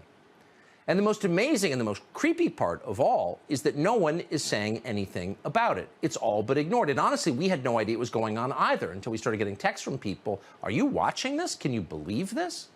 So we tuned in. Apparently on the left, what you're about to see is considered completely normal, even good. And that should worry you deeply. You don't want to live in Rwanda. But on MSNBC, they're already there. Now, you probably knew about Joy Reid, the race lady, who's been fixated on race hate for years now. But MSNBC has a new host, someone called Tiffany Cross, who hosts a show called The Cross Connection. Here's a selection. Many of us have seen the dangers when powerful white people decide they want something, they annex it. And they've never had a problem replacing the people who stand in their way. We see American white people are going crazy. They're resorting to violence. This is literally what conservative white folks do when they don't get their way. They turn violent. White people deputizing themselves in some position of authority to have jurisdiction over their life when they need to mind their blanking business. I don't think it's our responsibility to be tasked with destroying and dismantling the racial oppression that's against us. That's just saying we're more at fault than the white people who constructed this system and the white people who continue to practice institutional racism. A majority of white people do not support policies that would unpack and unroll and reform this system of justice. This is what they want. Matt Gaetz is giving the white folks what they want. White replacement can strangle culture. So yes, we should all be concerned about white replacement. It is, after all, a very threat to our survival here. Is there anything worse than white people? They're violent, they're heartless, they're cruel, they're deranged, they're secretive, they're dishonest. In fact, as you just heard Tiffany Cross say, white people are a mortal danger to you and your loved ones. They threaten your life. Are they poisoning the wells? Are they baking bread with the blood of your children? If not, according to Tiffany Cross and MSNBC, they're fully capable of doing those things. They've certainly done worse. This is Hutu Radio. But it's not an independent radio station in an African country. It's part of one of the biggest news organizations in the world. Part of the... So it's not just whites, it's white women. Their women are bad too. And women, of course, are the key to reproducing the white race, which is clearly a threat, as she says again and again, to you and your family. They're dangerous. They want to hurt you. Now, don't be fooled by the fact that Tiffany Cross can barely speak a coherent sentence. She was a communications major, apparently, according to the internet. That didn't work. So what do we do here? So you see how Tucker Carlson tries to, we start getting text messages. And do you see what they're saying?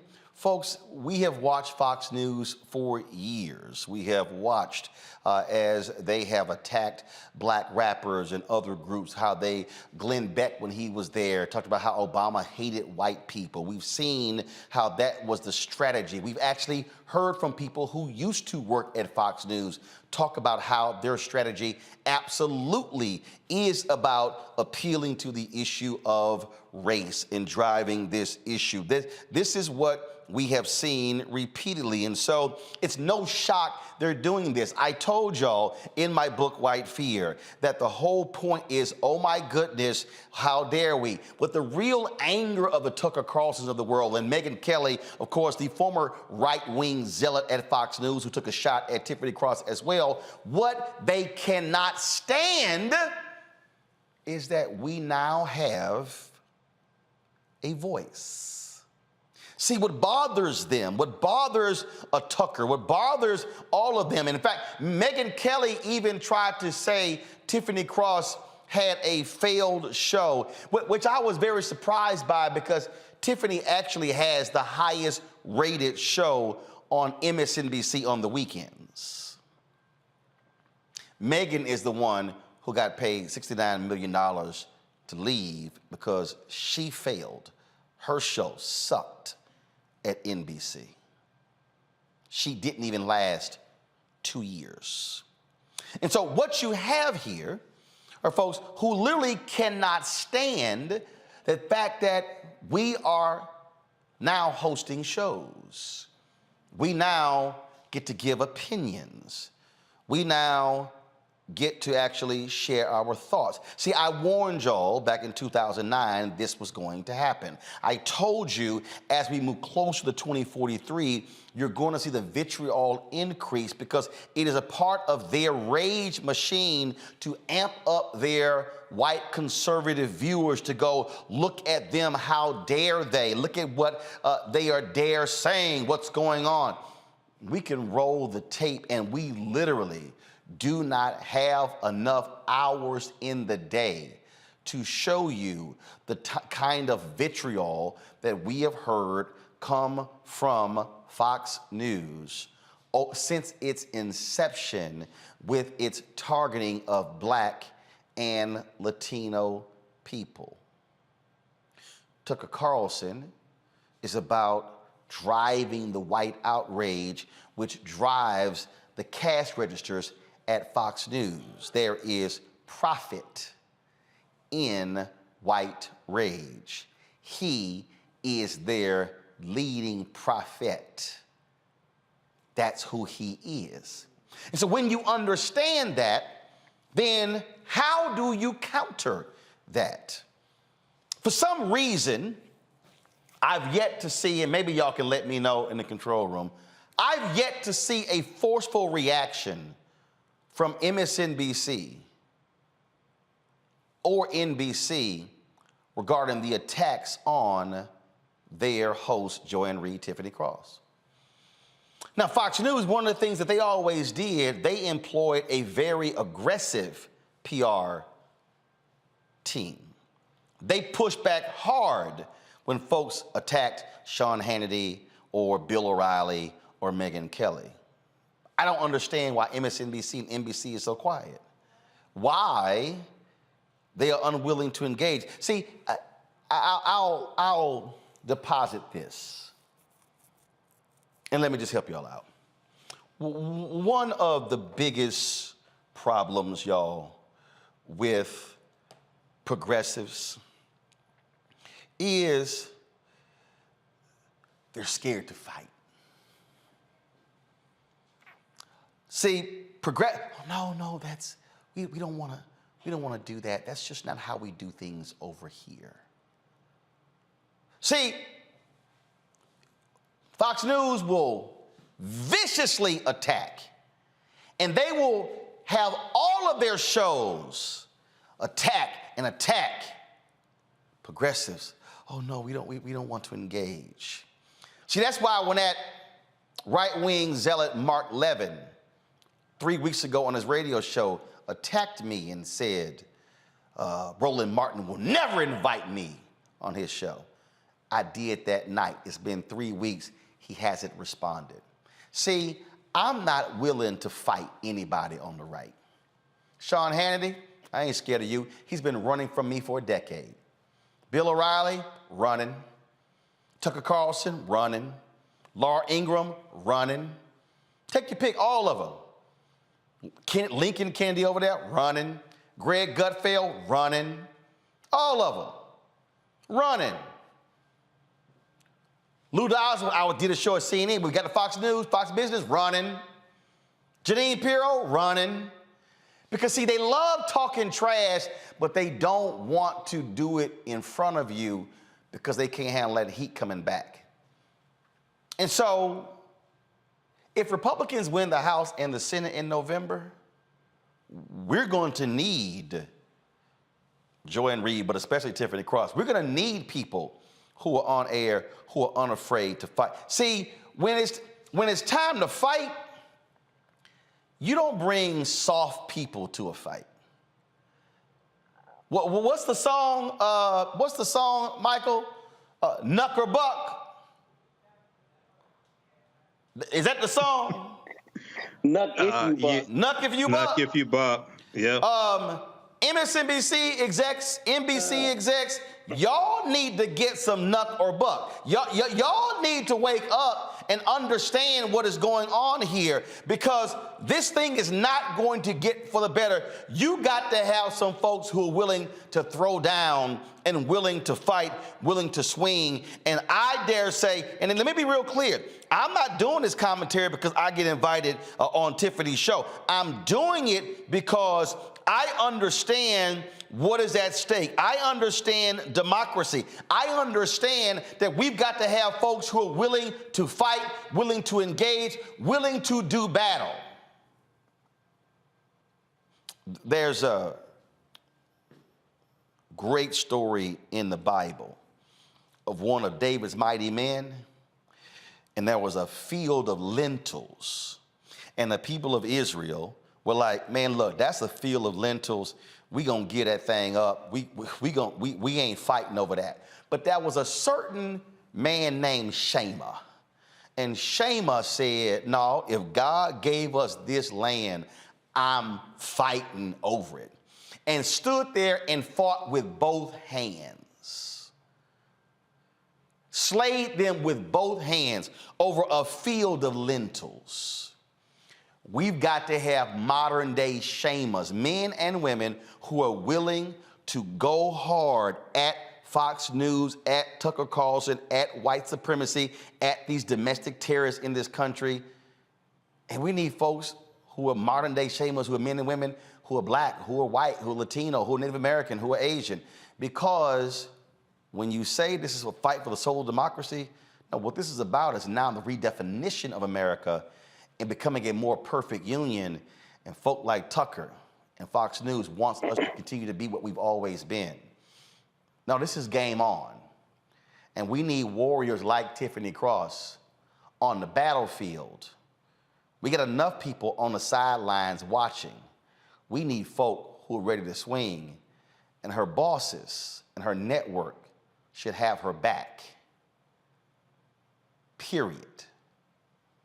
Real quick, thoughts from our panel before I go to my education segment. I'll start with you, Matt.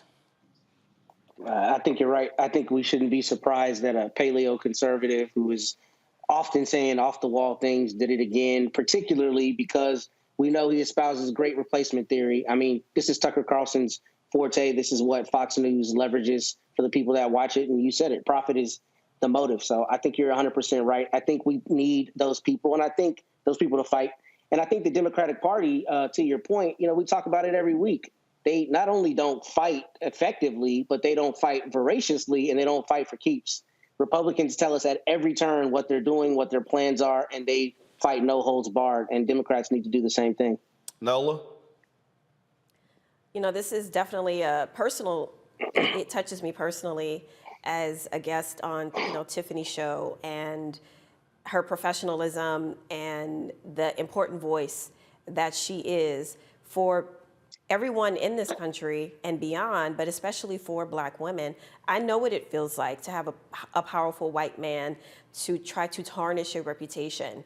And I know what it feels like for, these sorts of attacks, not in such a public sphere like this, but I do know what it feels like to have a colleague try to tarnish your professional image.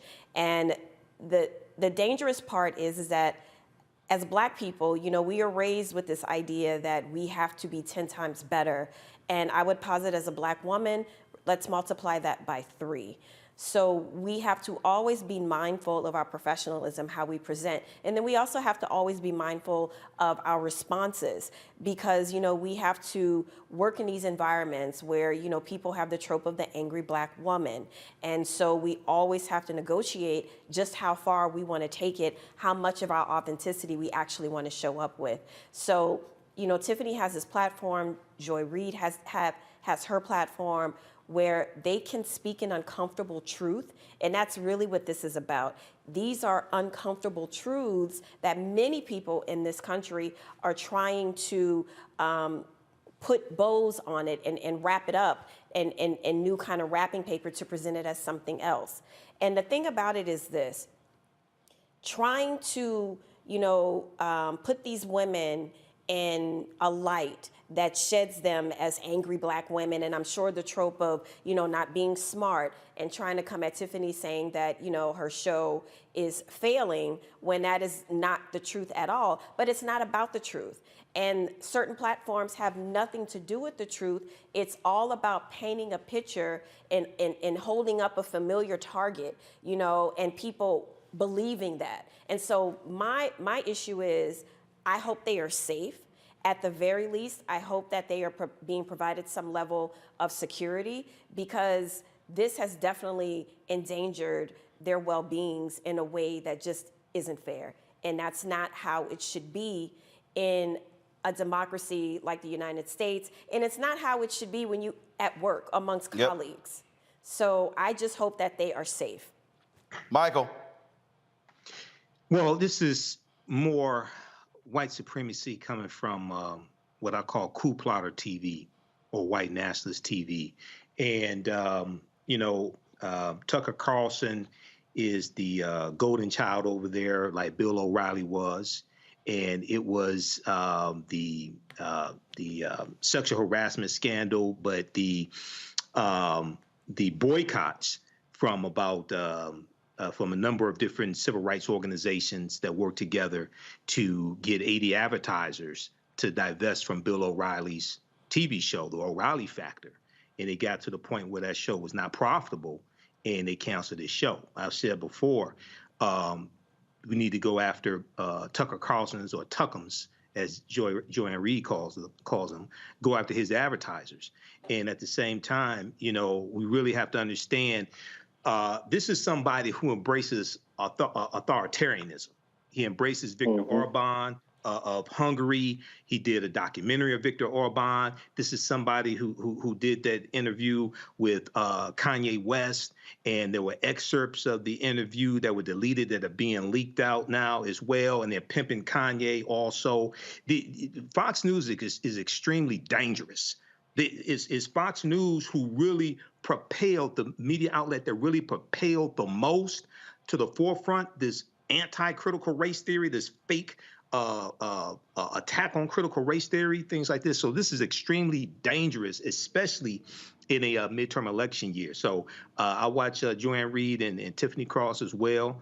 Hopefully they're safe, but we definitely need to fight back against white supremacists like little Tuckums. Indeed. So, and let me be real clear, y'all. MSNBC don't pay me. NBC don't pay me. I own this show. I control this show. And the bottom line is, if somebody's going to come after your people, you defend your folk, especially under that kind of vicious attack. The ADL, pull the tweet up, please. There was a response I saw. This will be the last comment. ADL, Tucker Carlson, has again used his platform to stoke racial tensions, falsely and dangerously accusing a black MSNBC host of instigating a genocide against white people. His incitement and the trivialization of the Rwandan genocide must be forcefully condemned. I have not seen a tweet from MSNBC or NBC. That makes no sense to me. Got to go to a break. We come back, our Education Matters segment, as a group fights to help folks with learning challenges get an education. We'll discuss that next on Roland Martin Unfiltered on the Black Star Network.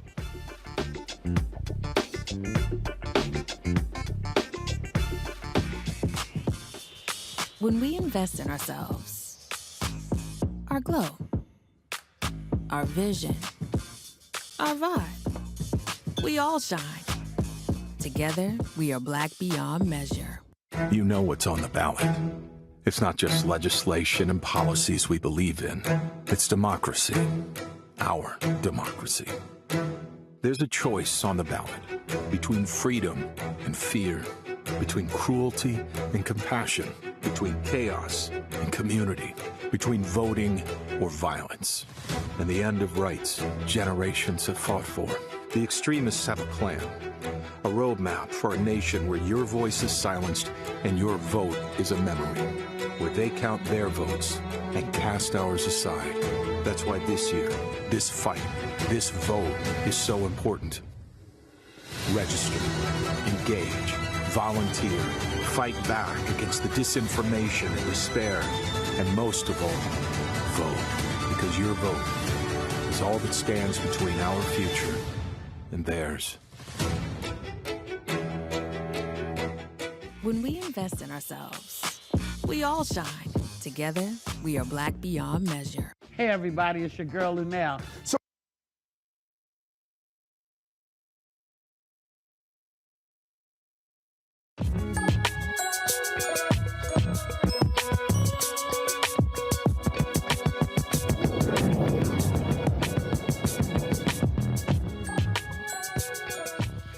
All right, folks, we know that children with learning disabilities or learning difficulties are often overlooked and left behind when it comes to learning environments. There's a group called the Shadow Project, and what their goal is to help those children, especially African-American children and black students with disabilities.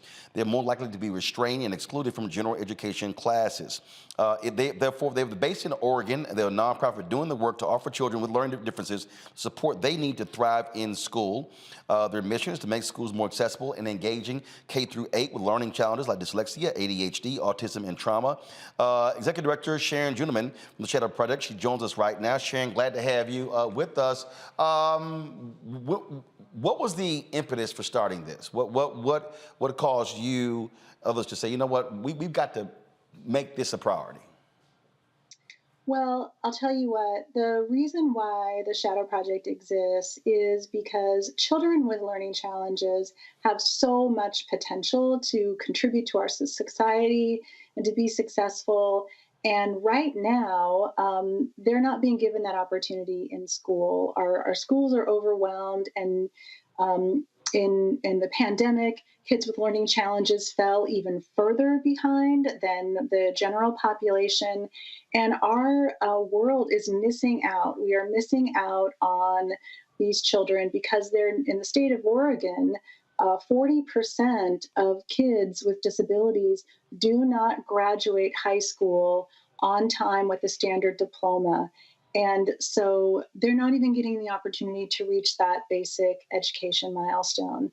So the Shadow Project is partnering with teachers. We believe that teachers need more resources, more education, more support to teach kids who have learning differences like ADHD and autism and dyslexia, so that they can have their gifts recognized and encouraged and go on to achieve their dreams and their goals. First of all, how many places are y'all located in? You're based in Oregon, but are you national? Do you have chapters? So how does that work? We are based in Portland, Oregon, and right now we're a small nonprofit. We're expanding. We support about 50 different schools in the Portland metro area in the Mid-Willamette Valley. But our mission and our goal is to be in all of the schools in the state of Oregon. We hear from parents and teachers all over the state who are saying, how can we bring the Shadow Project to our school because our kids need these resources? All right. And then how many children have you helped thus far? And what is your goal over the next 2 to 3 years? How are you looking to expand? Yeah, over the last 15 years that we've been around, we have supported over 15,000 students to improve their reading, become more persistent, and really believe in themselves and their ability to succeed in school and in life. But, every year there's 80,000 kids in special education programs in Oregon. And so we have a goal over the next 4 to 5 years to serve an additional 10,000 students. So we want to expand and grow and eventually become a national organization. Cool. Questions from my panel. Nola, you first. Thank you so much for doing this very important work. As an educator, I can tell you that these sorts of programs are definitely needed to level the playing field, so to speak, inside the classroom. So my question is, what are some of the challenges that you're seeing? I'm very curious. What are some of the challenges regarding maybe funding issues? And then secondly, how does the program help the students kind of matriculate into other populations where other students are? So is that like a seamless process? Is that challenging? So I'm just curious about some of the challenges. Yeah, I think that in terms of funding, one of the biggest challenges is that the federal regulations that provide the basis of the law that children with disabilities get a free and public education, that the legislation exists and has existed since 1975, but it's never been fully funded. So it's only ever been funded at about 40% of the total cost of what it actually would cost to follow through with all of the federal mandates. So funding is a huge challenge. But beyond that, I think that there's education and awareness. That's another huge challenge. At one study in 2017 by the National Center for Learning Disabilities showed that actually 33% of teachers surveyed felt that students with learning disabilities were not achieving to their potential because of laziness. And that's so there's a stigma in our society, and there's stereotypes about people with learning disabilities, that if they just try harder, they could do it. And the fact of the matter is that kids with learning challenges are working hard every day. They're working 10 times harder than every other kid to achieve basic milestones. And what they need is to not have a one-size-fits-all education system. Our education system was not built to educate people with disabilities. There's change slowly coming over time, but the change is slow and more change is needed.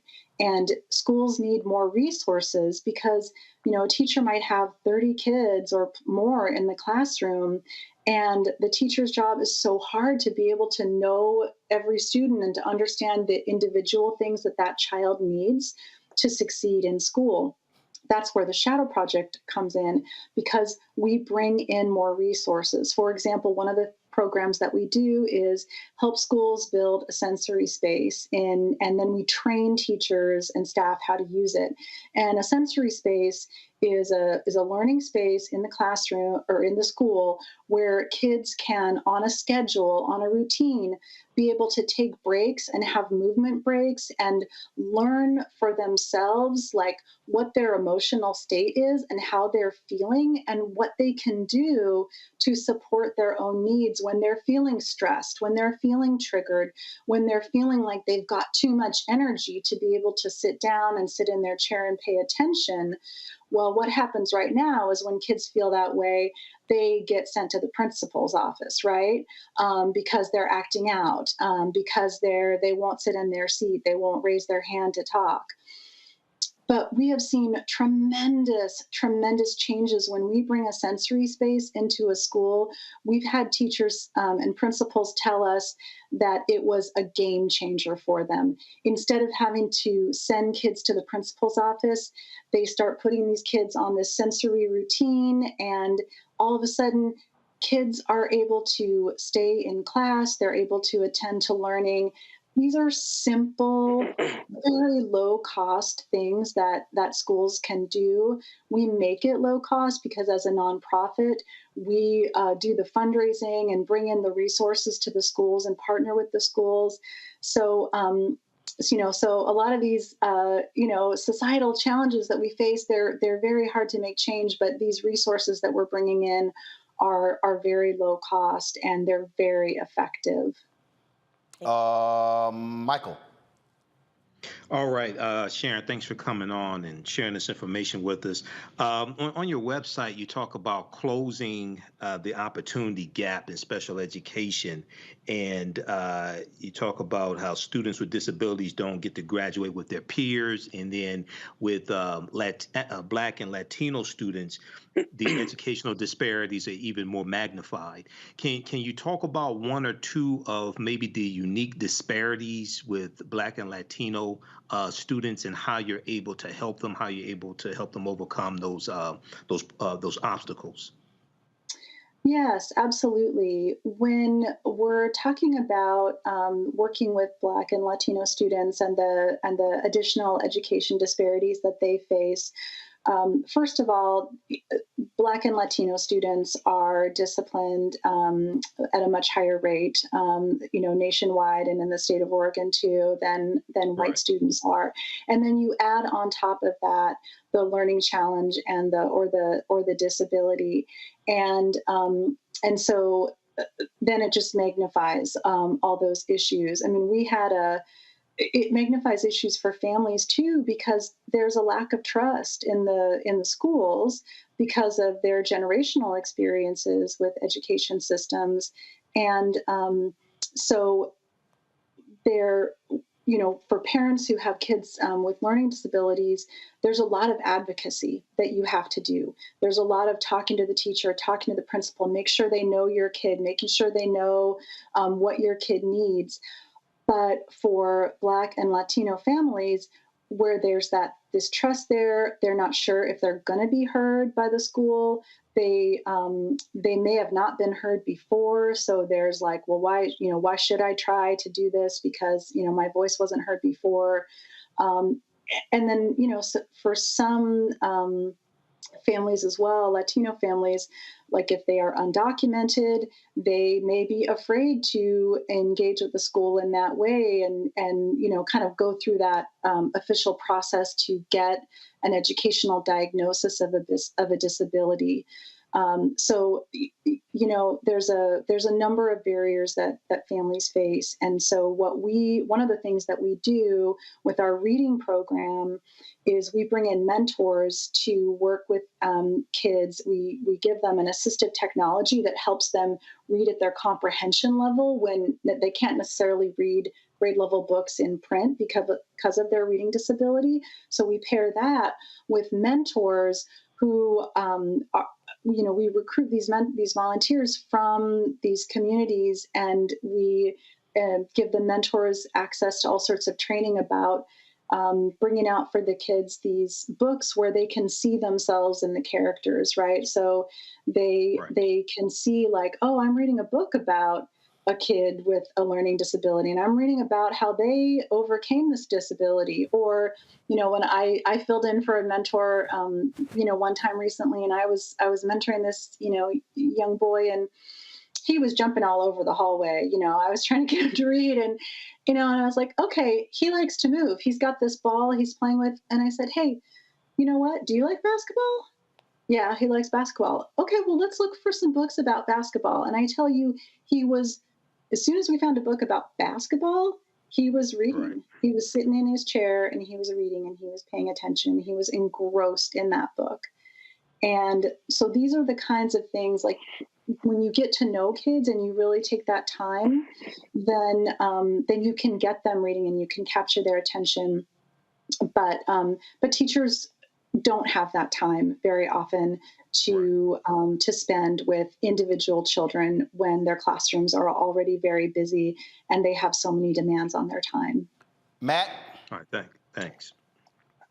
I have a two-part question, and thank you for doing this very worthwhile work. So I know these aren't the same thing, but when it comes to students that have learning disabilities, is part of your advocacy helping people, particularly Black and Latino people, understand IEPs and 504 plans?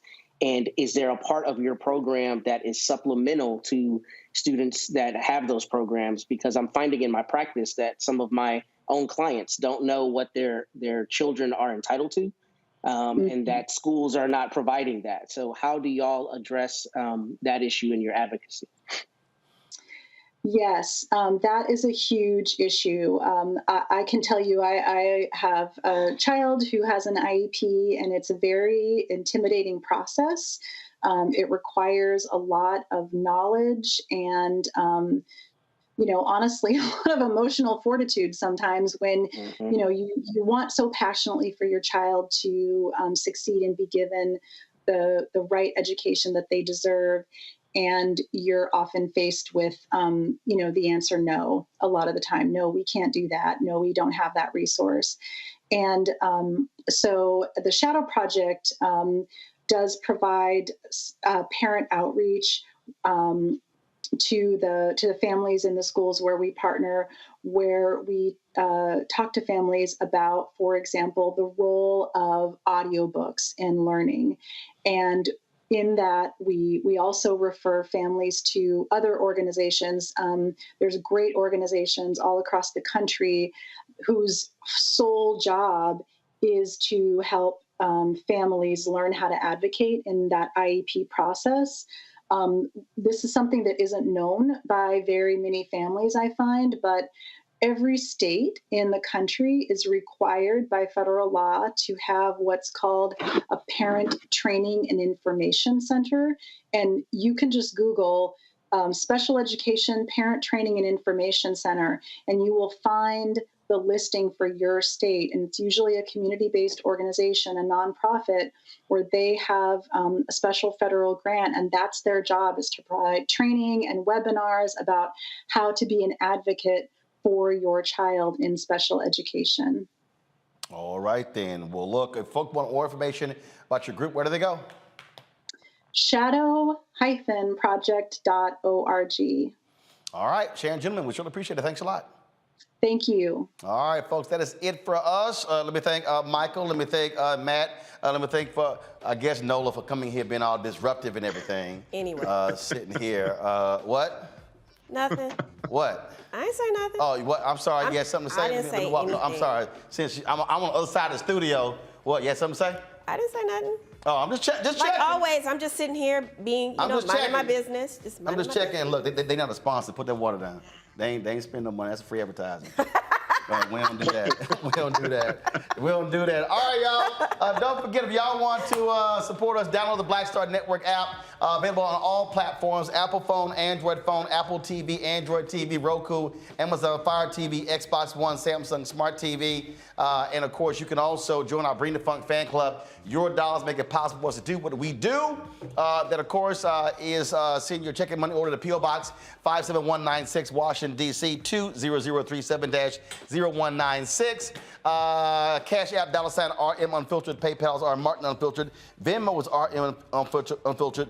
Zelle is Roland at RolandSMartin.com. Roland at RolandMartinUnfiltered.com.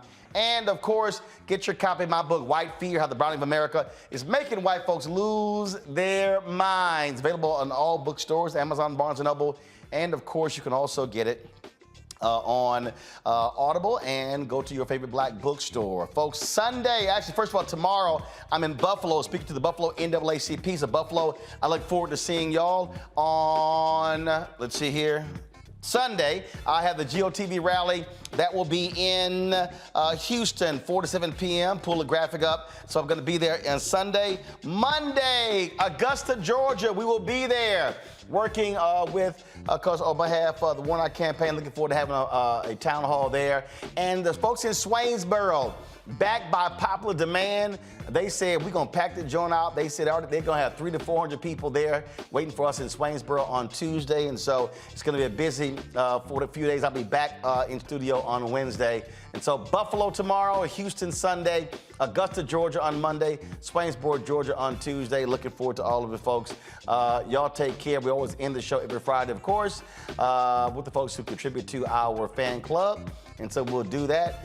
And so don't be talking about my Ashley Larry candle, Nolan. Don't be. This a black show on a black network. No, I don't. That's what's called Black Star Network. So that's why we got candles going. We got the LED lighting. It's all right. That's right. We got it going on. You know this. Y'all know. She know. This ain't how MSNBC and CNN do it. Ain't that much flavor. Ain't that much color. Our chicken is seasoned. I'll see y'all on Monday. Holla!